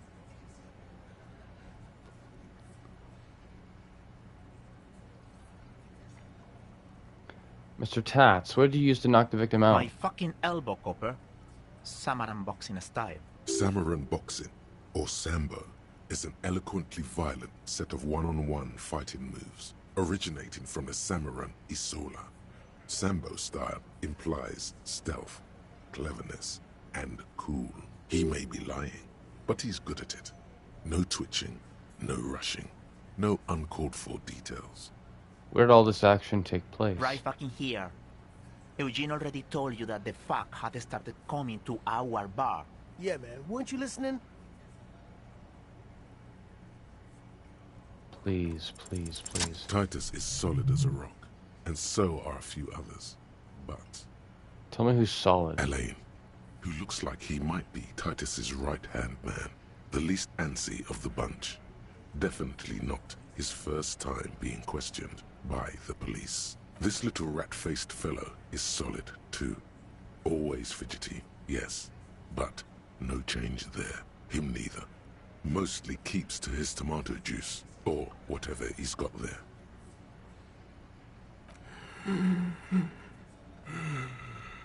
This one. He's sweating profusely and has difficulty breathing. They've smartly kept him out of the conversation thus far. Definitely the weakest link in the chain. Hey, you. Turn to the big guy. You having trouble breathing over there? No. He looks up, startled. His forehead's shiny from sweat. A few coiled looks are peeking out from under his warm woolen hat. Of course he's having trouble breathing. Just look at how fucking fat he is. The man next to the big guy bursts out laughing. Fuck off, Shanky. Angus is a powerful guy. All muscle. Keep your eye on this powerful guy. Sooner or later, he's going to break like a piece of twig. There's something you're not telling me. And fuck you, too, copper. Picking on Angus like this. We're done with this schoolyard shit. And just so you know, he doesn't have trouble breathing. This one is a stone wall. You won't get more out of them about the night of the murder. Not yet. Right. I have other questions about the lynching. Like what, copper? Why don't I just arrest you? Yeah, lawman. Why don't you? It's almost an anthropological sight, watching him try to assert dominance over you. Not in the arresting mood? His mean little eyes come alive with hatred. By your side, the lieutenant keeps his hand away from his holster. You hear the nylon of his coat hiss as he steps closer. You confessed to murder. I'm taking you in. Look, coppers, I know you think you're doing your job here, but there are 7 of us, and 2 of you. The little guy was right. I'm not in the arresting mood.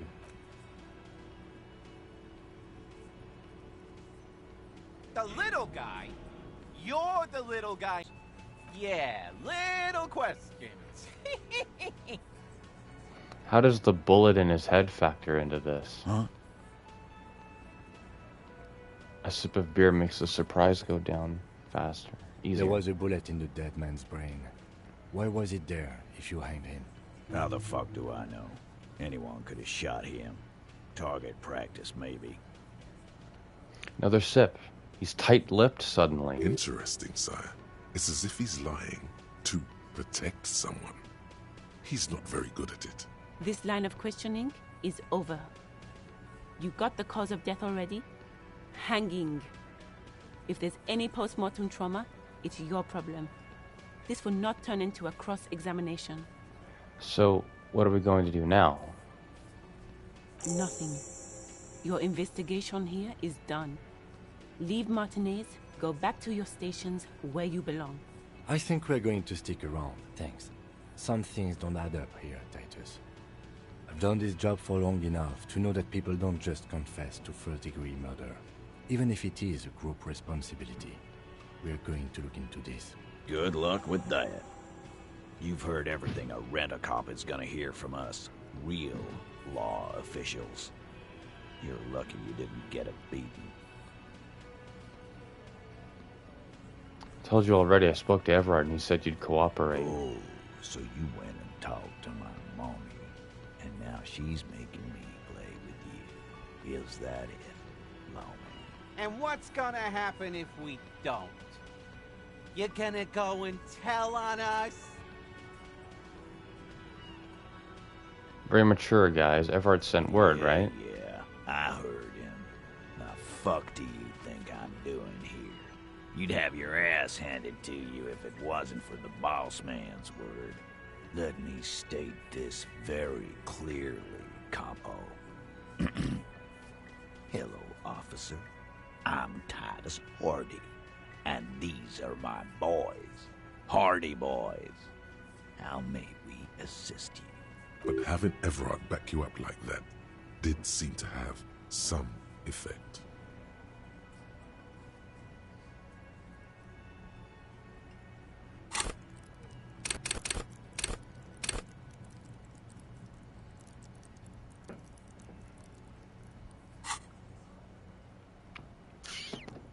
You still on about Still haven't that talked, bullet?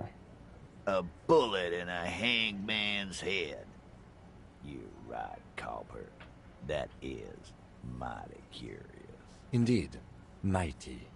How did it get there? The lieutenant is fixed on Titus. Well, there are so many bullets in the world, and so many heads. I guess it's only logical. At some point, one of them bullets had to end up in one of them heads. It's bound to happen again, you know? Just statistically speaking, of course.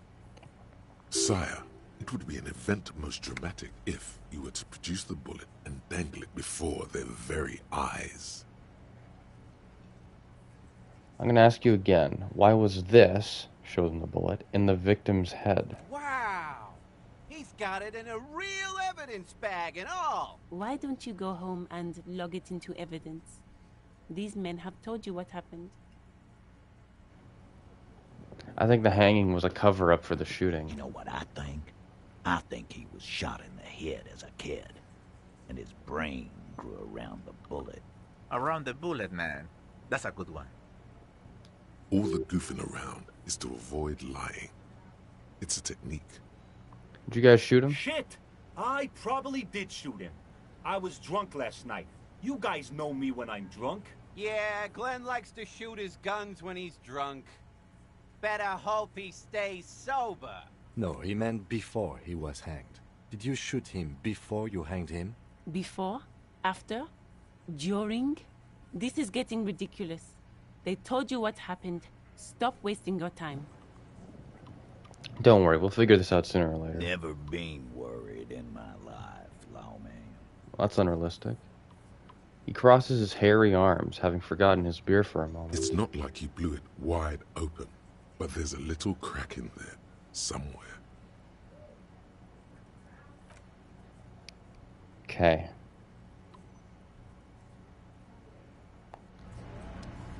There's a ridiculous amount of authority that I require right now.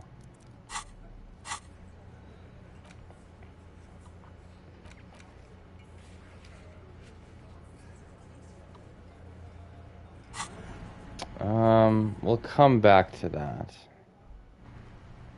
Let's just see what happens. You see a set of tire tracks in the brown slush that covers the plaza mosaic. The tire tracks were left here by an unknown event that took place some days ago. It's a message, written in the language of burnt rubber. Some of that rubber stuck to the tiles right in front of the whirling in rags. This is point A. The driver started there, and then accelerated straight into the fence, left a hole big enough for the Franco-Nigerian cavalry, according to the cafeteria manager. The driver proceeded to back out of the yard, barely stopping before hitting the adjacent building, before heading south. Must have been in a hurry. A car drove through the fence. You are correct. This is a rather motor carriage-friendly city. Is this connected to the case? I'm not sure. There are plenty of traffic accidents waiting to happen in Martinez. With the jam right here on the roundabout, I would keep them separate. You could follow the tracks south. There seems to be a canal there. See where they went, if you find the time. Cool.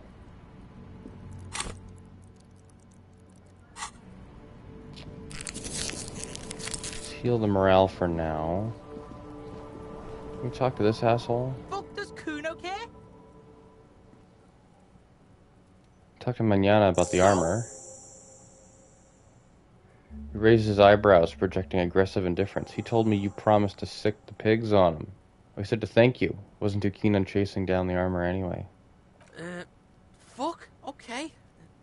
Kuno's a giver like that, yes? He looks slightly confused. sent your fat ass running around like jello! Look, pig. Kuno sent you to rough some people up. Kuno played you. That happened. Now you and Kuno should move on. Good idea. Yes, let's move on. Yeah, that's what Kuno said. Don't be saying what Kuno said back to Kuno. Get the fuck out of here, Patterson Kuno. After this shit, you better have something real interesting to say if you want to stay in Kuno's face. Yeah, real interesting. Let's talk about your What shack do again. you want with it? Good call, Pigmeister. Don't come and talk to Kuno about his kingdom. Kuno does. I bumped up Volition so I can try the Slipstream SCA thing. Plus, there's probably a modifier added to that because I talked to the dice maker. Called East Delta Commerce Center. This No, must be but the name of the doomed commercial area. I want to get this out of the way, so I'm gonna just really hope 72% is East good Delta enough. Commerce Center.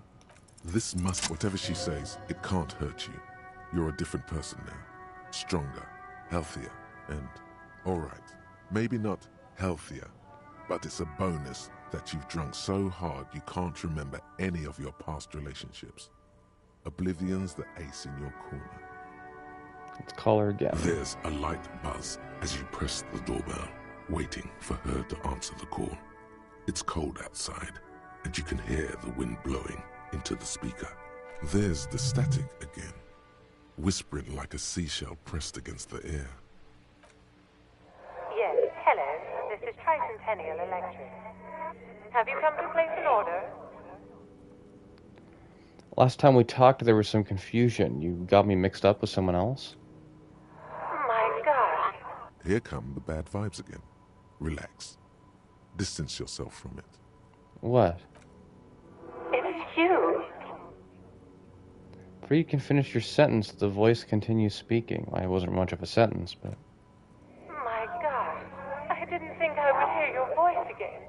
Wait. Is she... Are you repeating your words? Michelle, just please. Even her breathing, the way her voice drops when she finishes the sentence, sounds exactly the same. Why did you even call? I don't understand. You've been gone for months. I thought you didn't care. Is this some kind of joke? Do you think it's funny to... It doesn't matter what I say, you're just going to continue, right? The voice from the intercom doesn't answer, but you can hear her breathing. Wind blows into your microphone again, crackling and echoing in the box. Is it over? Can we talk now? Ever since I came to work here, it's been different. As if my mind's been wiped clean. It's so nice. It's so nice to be able to finally forget about you. And then it hits you. You're recording. She tries again not to cry, and still doesn't succeed completely. Her quiet sobs sound old and distant, as if her voice is being played off a wax cylinder. Just a recording. And here I thought... Her sound melts into the static from a long-distance phone call. From time to time, you can hear people talking in the distance, but can't make out any words. This is where you hung up the call the last time, but the recording is still going. Let's keep listening. The phone rings in the office with an old-fashioned chime, and someone walks by in a pair of heels. The static is like a warm blanket wrapped around the sounds. Is anyone there? No one replies, but the static grows stronger like rainfall. Then a female voice speaks out, completely different from the one before. Glorious and total somehow. Crawling inside your head. For 300 years I have been here, volatile and luminous, made of sodium and rain. If you want me, you can find me on the beach. Dans la dernière balle. So... The strange alien thought pattern ends. The lieutenant cuts in, inspecting the intercom. It was a recording trapped in the circuitry from some ancient tenant. This sometimes happens. Shall we conclude here? We have other mysteries to solve. Wait, a recording trapped in the circuitry? Mm-hmm. I don't have time to explain it to you right now. Maybe sometime later. He looks at the sea, almost wistful. Something weird just happened to me. Don't take this the wrong way, but during our short stint working together, something weird is almost always happening to you. That is true. I wish us knowing about the Pale altered that somehow. But, you know.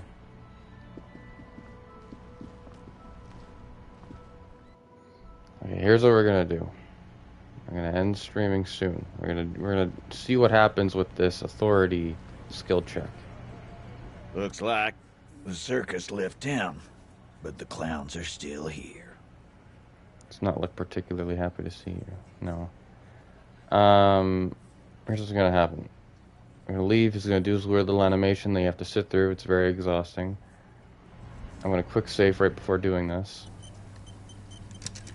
And then we're gonna go. Looks like the circus left town, but the clowns are still here.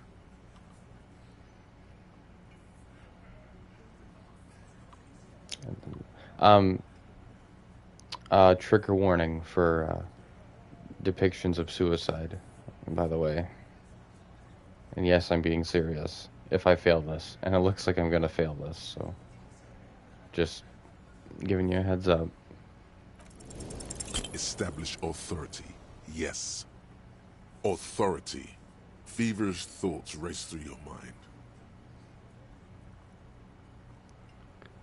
I'm the only thing. Hold on. First, you tell me someone's been raped, and then you don't say who. That's bullshit. You stomp your feet. I'm the only thing keeping this town from going to hell, and you're not helping. Colonel Lieutenant, Kim, I need your gun. That's it? That's all I got? Did you already try the gun thing? I hear the gun thing is excellent and has great results. You're probably right. The others are only there for filler, to make the gun thing pop. Kim, I need your gun. Why? This is not what he thinks it is. This is a great idea. I'm afraid it's not what you think it is either.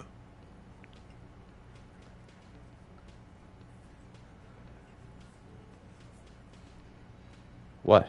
Who? Me? What is it? Yes. You. Stop talking out loud. You sound like you're unraveling. Oh yeah, I did say that out loud. Everybody calm down. There's only a demonstration. What in the name of fuck are you doing? I don't want to give you my gun. The fuck is happening, Titus? What are they whispering about? Easy, Shanks. I want to see where this is going.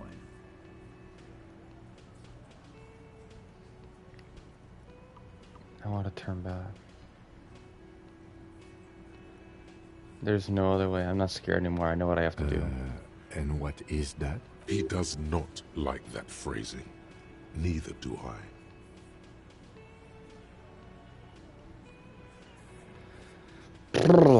There's no other way. Silence. He tilts his head to the side, inspecting you. A brief moment passes. Then... Be careful. It's loaded. And Holston gives you his firearm. It feels oddly light and buzzing in your hand, like a funny toy. Good. Now put it in your mouth. Give the gun back. Is it getting too scary? Nope. Put it in the mouth. What are you doing? The short, cold barrel touches your lips. It tastes like Genuine iron and hell. panic flies across the lieutenant's face. Fellas, you getting any of this?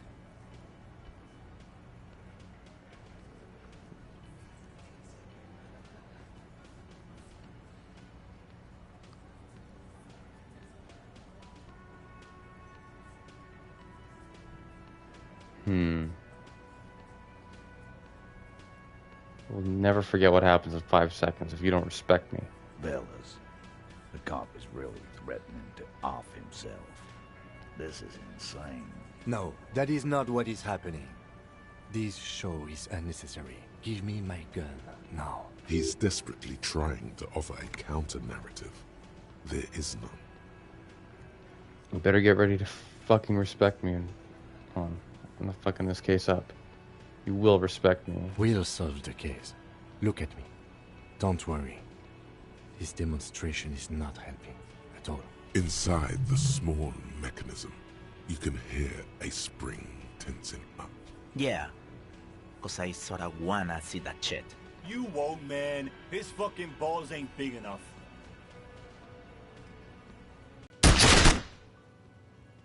Deranged cop kills himself. Citizens in shock as a deranged law official reportedly from the 41st precinct shot himself in the head last night in the middle of a crowded cafeteria in downtown Martinez.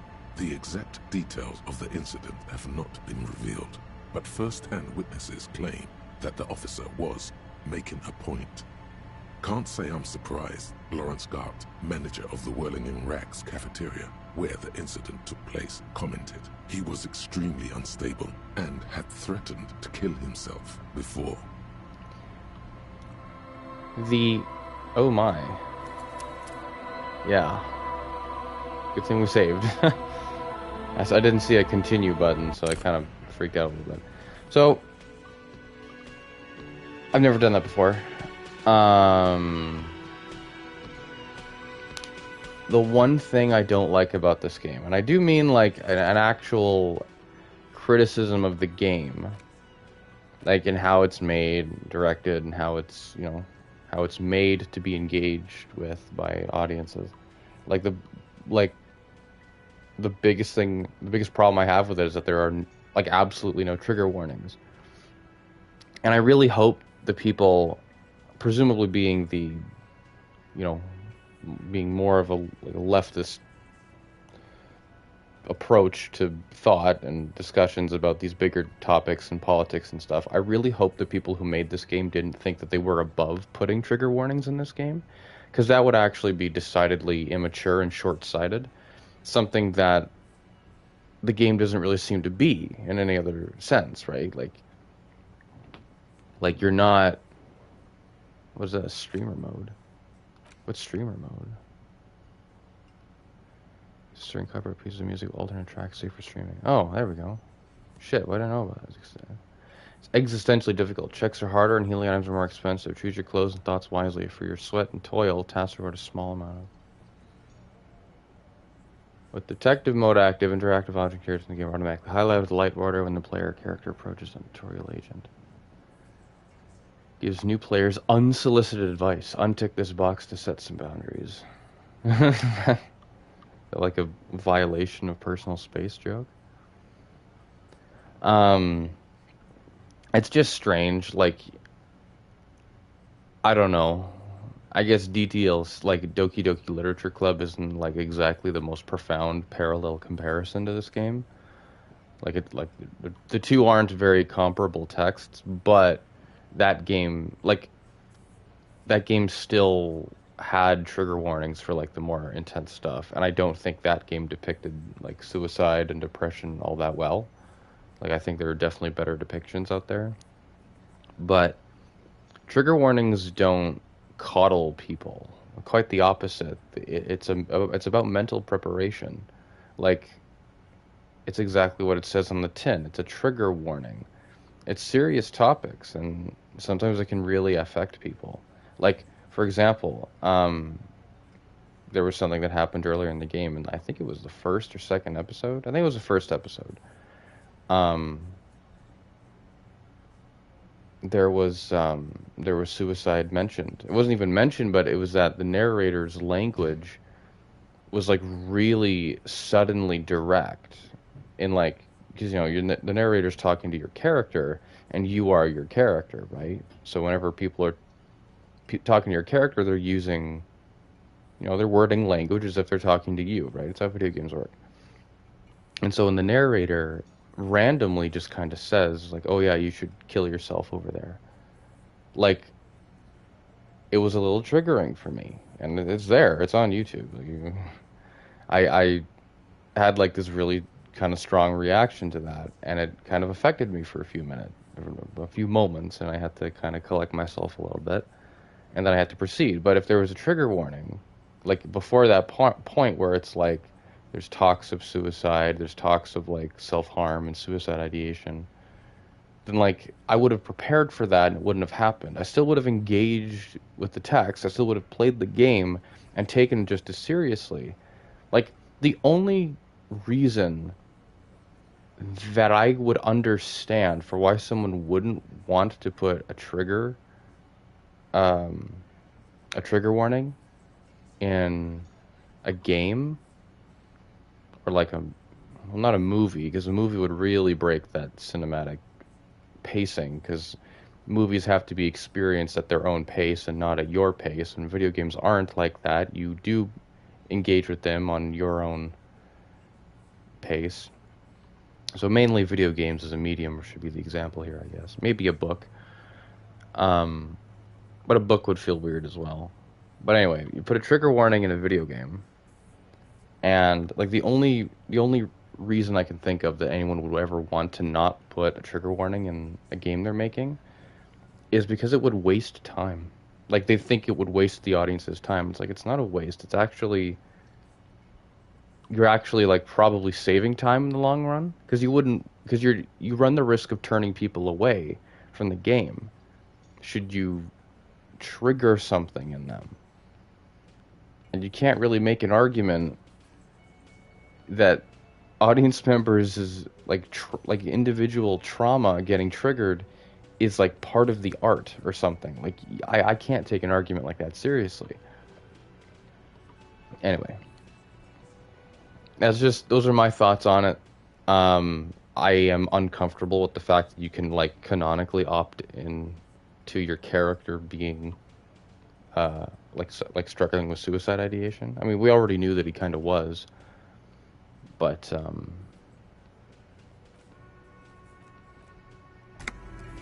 yeah. Looks like the circus left town, but the clowns are still here. Higher chance? Establish authority. Yes. Did you all? You're probably right. The others are only there for filler. To make the gun thing pop. Turn to Lieutenant. Give me the gun. This is not what he thinks it is. I'm afraid it's not what you think it is either. Else calm down. It's only a demonstration. The fuck is... Easy, Shanks. I want to see where this is I'm scared going. anymore. I know what I have to do. And what is that? He does not like that phrasing. Neither do I. Silence. Be careful. It's low. Good. Now put it in your mouth. What are you doing? It touches your lips. Genuine panic flies across the lieutenant's face. Fellas, you getting any of this? I'm not fucking this case up. We'll solve the case. Inside the... Yeah. You won't, man. His fucking balls ain't big enough. What in the name of motherfuck? Acidic taste on your lips. Corrosive. Once as a child, you put your tongue against the rail. It was winter. That was a long time ago. That's a nice... Something that's kind of cool is that every other part of your brain is trying to reason your way out of this in its own way. Like perception, which isn't really that nostalgic of a thing, it's like giving you something to remember the past by, right? That's a kind of nice childhood core memory, just like licking a railing once. We've all done something like that. I got my tongue stuck on a metal pole once during a winter. The fuck is he saying? Some insane shit. Nothing. Give me the gun. Never forget what happens in 5 seconds. Fellas. No, that is not what is happening. He's desperately trying to offer a counter-narrative. There is none. You fucking respect me. He's not gonna off himself. Come on. No. He'll do it. Go ahead, son. 3, 2. Kisses, kisses, kisses. No, give it to Lieutenant Kitsuragi. It's not too late. You can still spin this as some kind of tactic. There will be no spinning. Do the honest thing. Pull the trigger. I don't like that. Oh, man. This is dangerous that the game would just do this so Nothing easily. to worry about here, people. My partner likes to play these jokes. He's what you call dark. Dark? What the fuck was that, you carnies? We haven't seen RCM in 4 years, and this shows up? I knew he wasn't gonna do it, though. I knew he'd pussy out. Ridiculous. Like, how fucking dare you? No. I still have my money on him. Sooner or later, he has that look. Let's pretend this fucking whore left me. I know it. Do not think your failed suicide attempt will win you any pity from these men. Do not expect them to forget it soon either. Again, it was a dark joke. Maybe we should go for a little walk, Joker, before we continue. Jogging around seems to have a positive effect on you.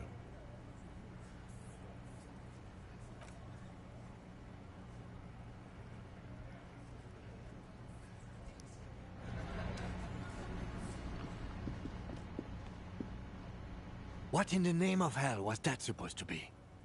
Tenant is gritting his The teeth. theatrical suicide attempt. We need to talk about it. Yes, well, I was able to recontextualize it as a dark joke. I will not be able to recontextualize it the next time. I understand you sometimes employ extreme interrogation tactics, but I want you to understand that was too extreme. We can't have RCM officers going around putting guns in their mouths. We can't afford to have that image. Few institutions can.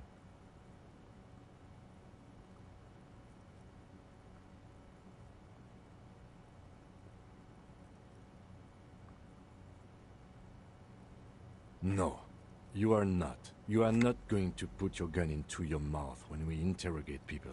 That is never going to happen again. He's not contextualizing this in the way I think he should be. Never. Now let's go.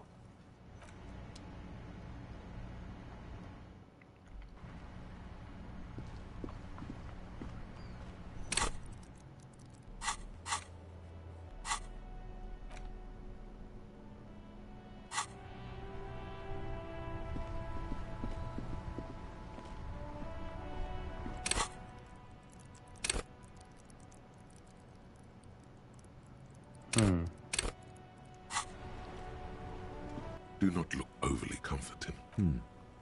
We can sit on benches after we've solved the murder. Let's go. You can revisit the bench if you ever need to pass the time when Lieutenant Kitsuragi is gone.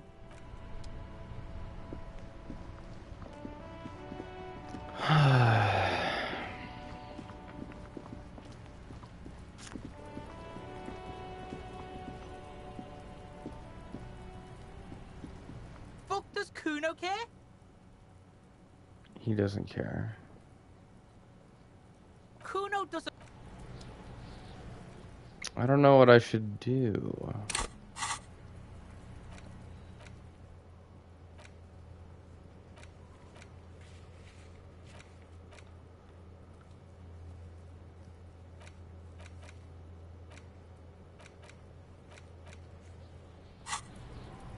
Did I talk to Joyce again?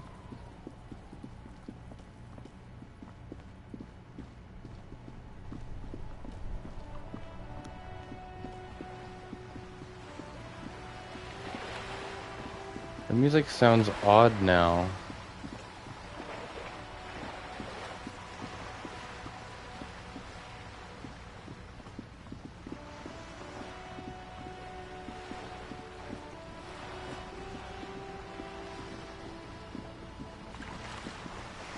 You're back. Good. What can I help you with? By the way, I've talked to Everett Claire. You have? And how did you like Mr. Clare? He's a champion of sword fealty too. It's a blooded rainbow socialist. I can do business with him. For a socialist, he's reasonable. He's not a champion of trust. Much to the view and the cause of capital. It's not important if I liked him. I was doing my job. I didn't.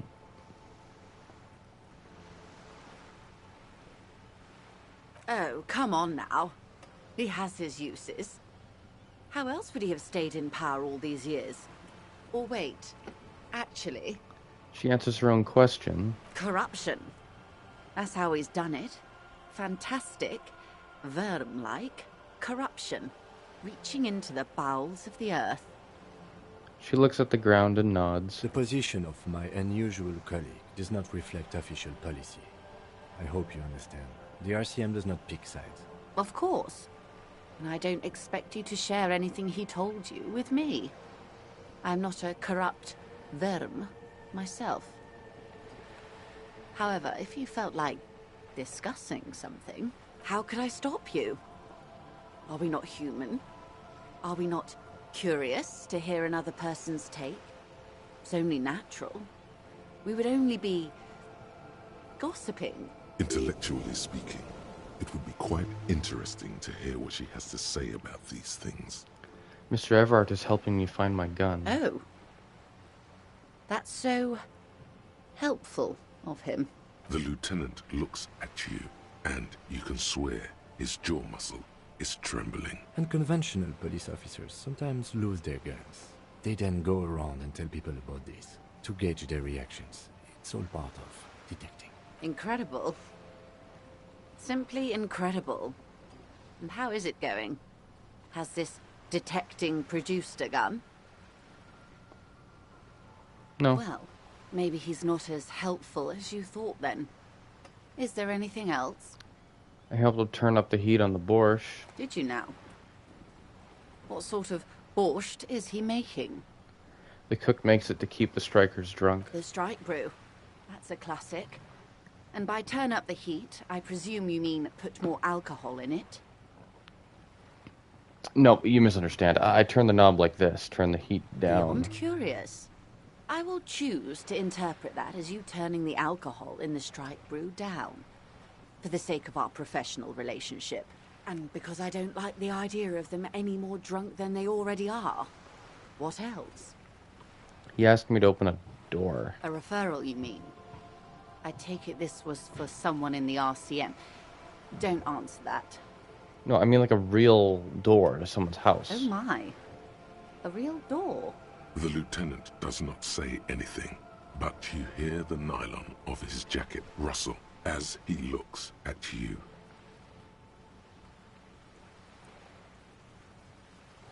My. What I'm hearing is you inspected a premises because you suspected that it was involved in the narcotics trade. And in the process, you turned up some information relevant to your investigation. Only from Everard, surprisingly. Her bartering mind cannot fathom that you didn't ask anything in return. Frankly, what was done was not pretty at all, but neither was it illegal, and it was not for nothing. I advise you to be very selective with what information you choose to share. This may have consequences beyond our line of sight. Everard says the Wild Pines sent mercenaries at the Union, and now one's dead. Everard asked the Union's militant wing to fully cooperate.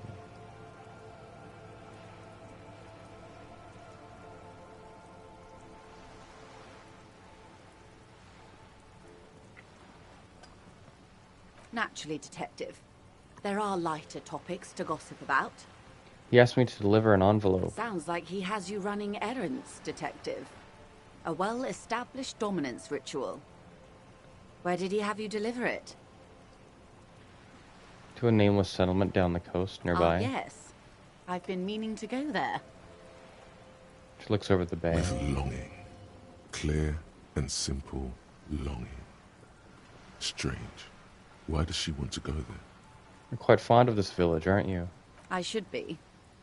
In my youth, I had a brief dalliance here in Martinez. He was an older man with impossibly broad shoulders. He's probably dead by now. Even his shack is long gone. Not that it matters.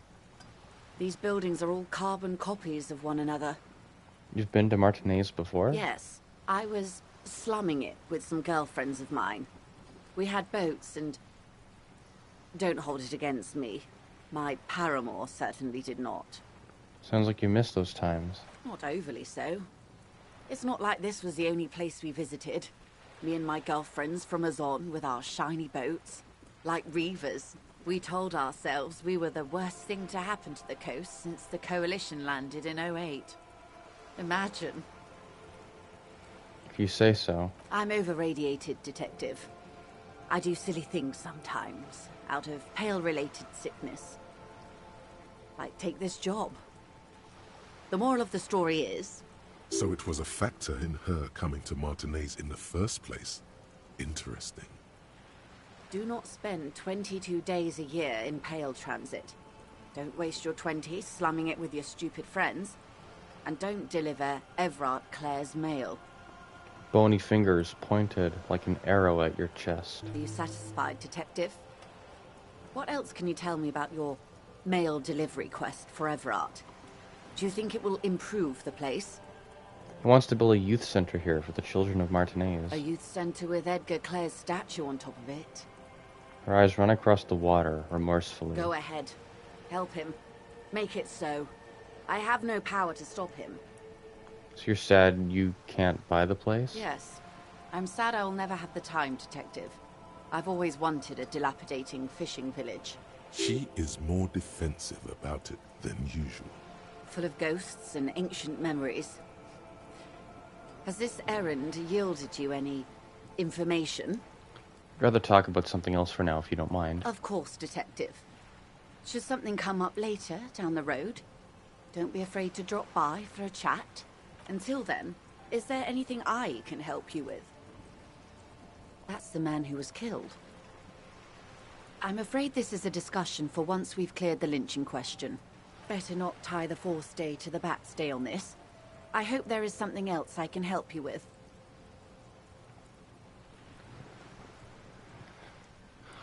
I'm afraid I can't say any more until we've taken care of formal protocol. Feelings will guide the way. Madam, I need to know about this lynching. It's very important to me. It's the case I'm solving. I assure you, it is no small matter for me either. We all share the responsibility for disarming this situation. I hope you have a badge for me as soon as possible. You have so much else. I have only this. This is the entirety of my existence. She's silent. The wind flaps the sail above her.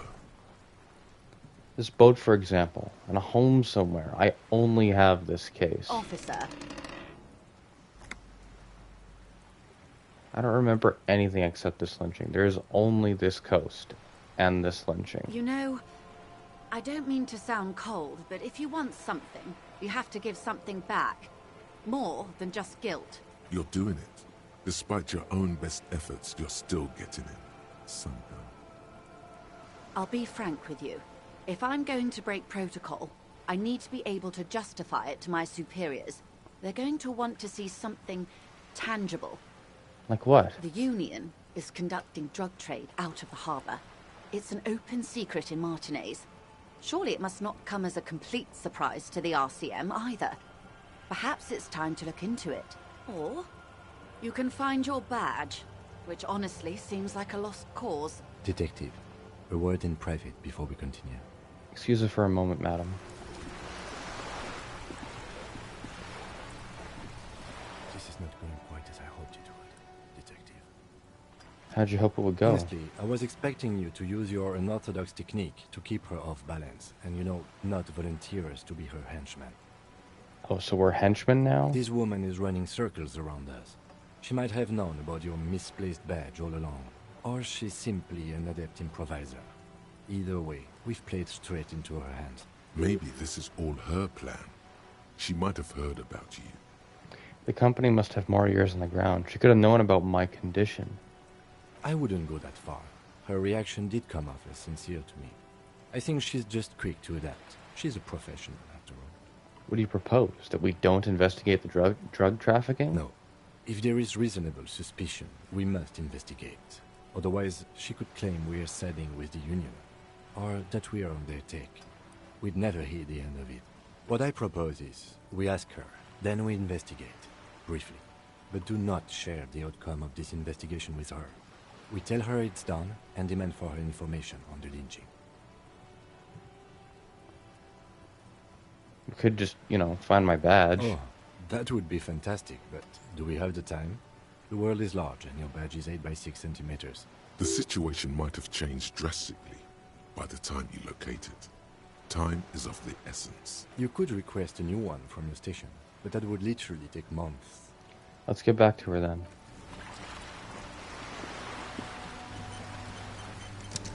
You're back. Good. What can I help you with? Not an umbrella, I hope. I don't need one myself, you see. She pats her wet raincoat. All around you, rain keeps falling down. On the wooden boards, she stands. Similarly wet cloak. Very rugged.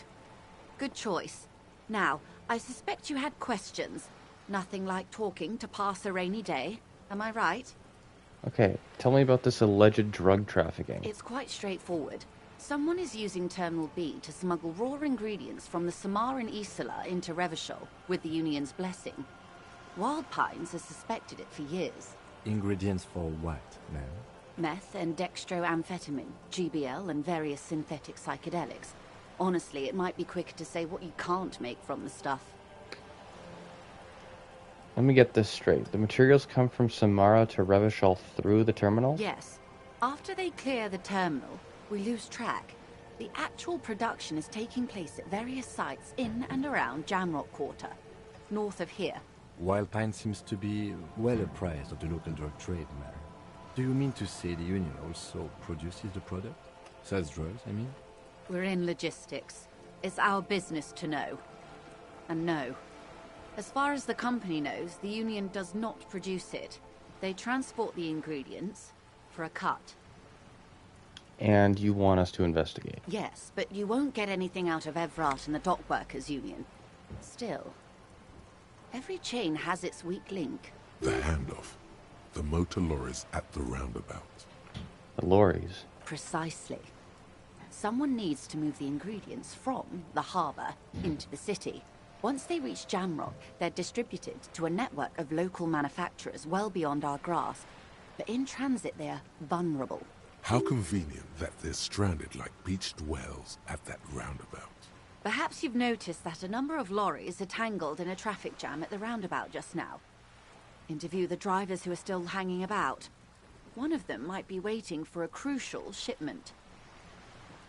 She gives you a knowing look. Her irises are light green, like the river Esperance in bright daylight, upstream where it's clearer.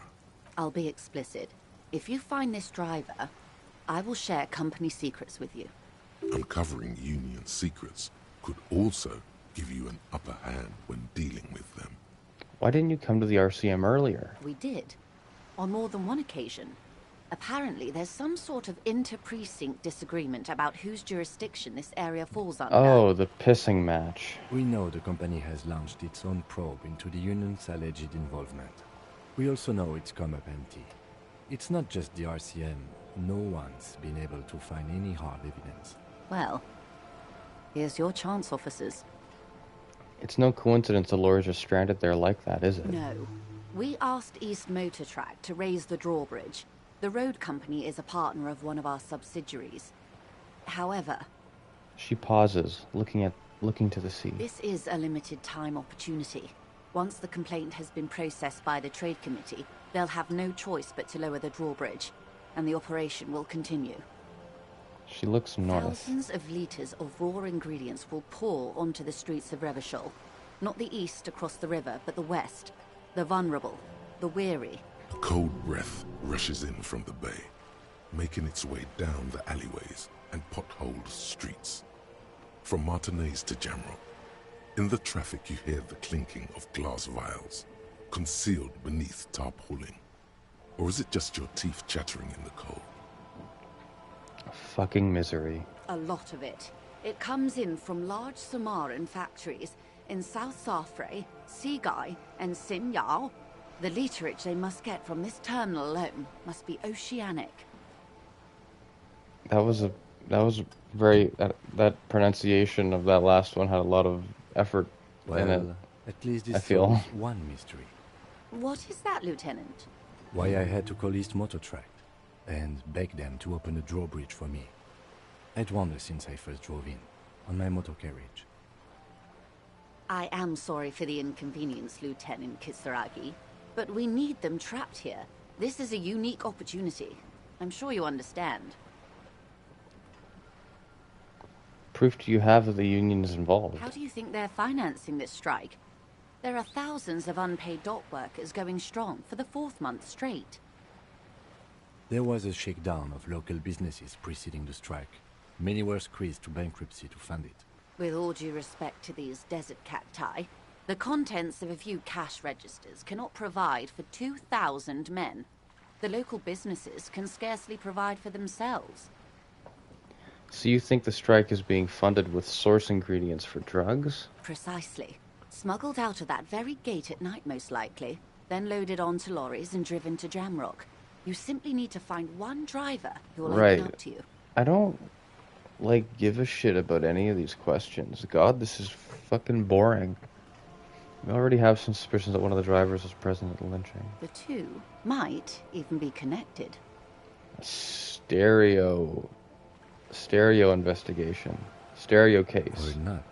Though, if you have evidence to the contrary, I'm eager to hear it. As eager as I am to share it, Lieutenant, once the job is done. I've made up my mind about the smuggling investigation. Yes? We'll take the case, probe the driver, see what it yields. Excellent. According to my reports, there are at least 3 lorry drivers lingering near the roundabout. Hopefully one of them will know something. It's Tommy, the racist, and the pale driver. It may come to nothing, or it may just blow the case wide open. I can keep the drawbridge up for a few more days at least. You should have the time you need. In the meantime, let me know if there's any other way I may be of assistance. Oh, excuse me. Thank you, that's all for now. Oof. Let's see here.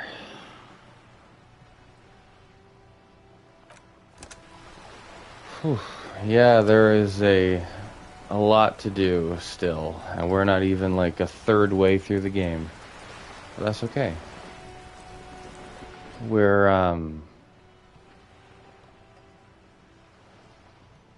going to finish it. I mean, we're gonna finish the game obviously, but I'm going to end the stream today, right now. Oof, yeah, I gotta go to the washroom and I gotta eat food anyway, so. Thank you all so much for watching. I really appreciate it. Sorry this was a bit more of a boring episode today, I feel. I mean, I'm tired because I started streaming a little bit in the morning. Slowly chipping away at everything though. There's already a lot of dialogue that I'd never heard before in this game. There's so much dialogue, so many different combinations of like what skills are higher, and so far I've been playing the game how I always play the game. I kind of commit to having high intellect early game, and the thoughts that I have are still the same thoughts that I kind of usually have. But it'll be interesting to commit to the other ones later, like, you know, different political beliefs and committing more to the physical stuff, because I'm so tired of like failing the psych and the physical skill checks. Yeah, we'll see what happens. Hopefully we'll be able to have more authority over Titus next time we see him. That'd be nice. I did save. I did just save, right? Okay. Good. Oh, alright. Yes. Thank you for watching. And I will see you all next time.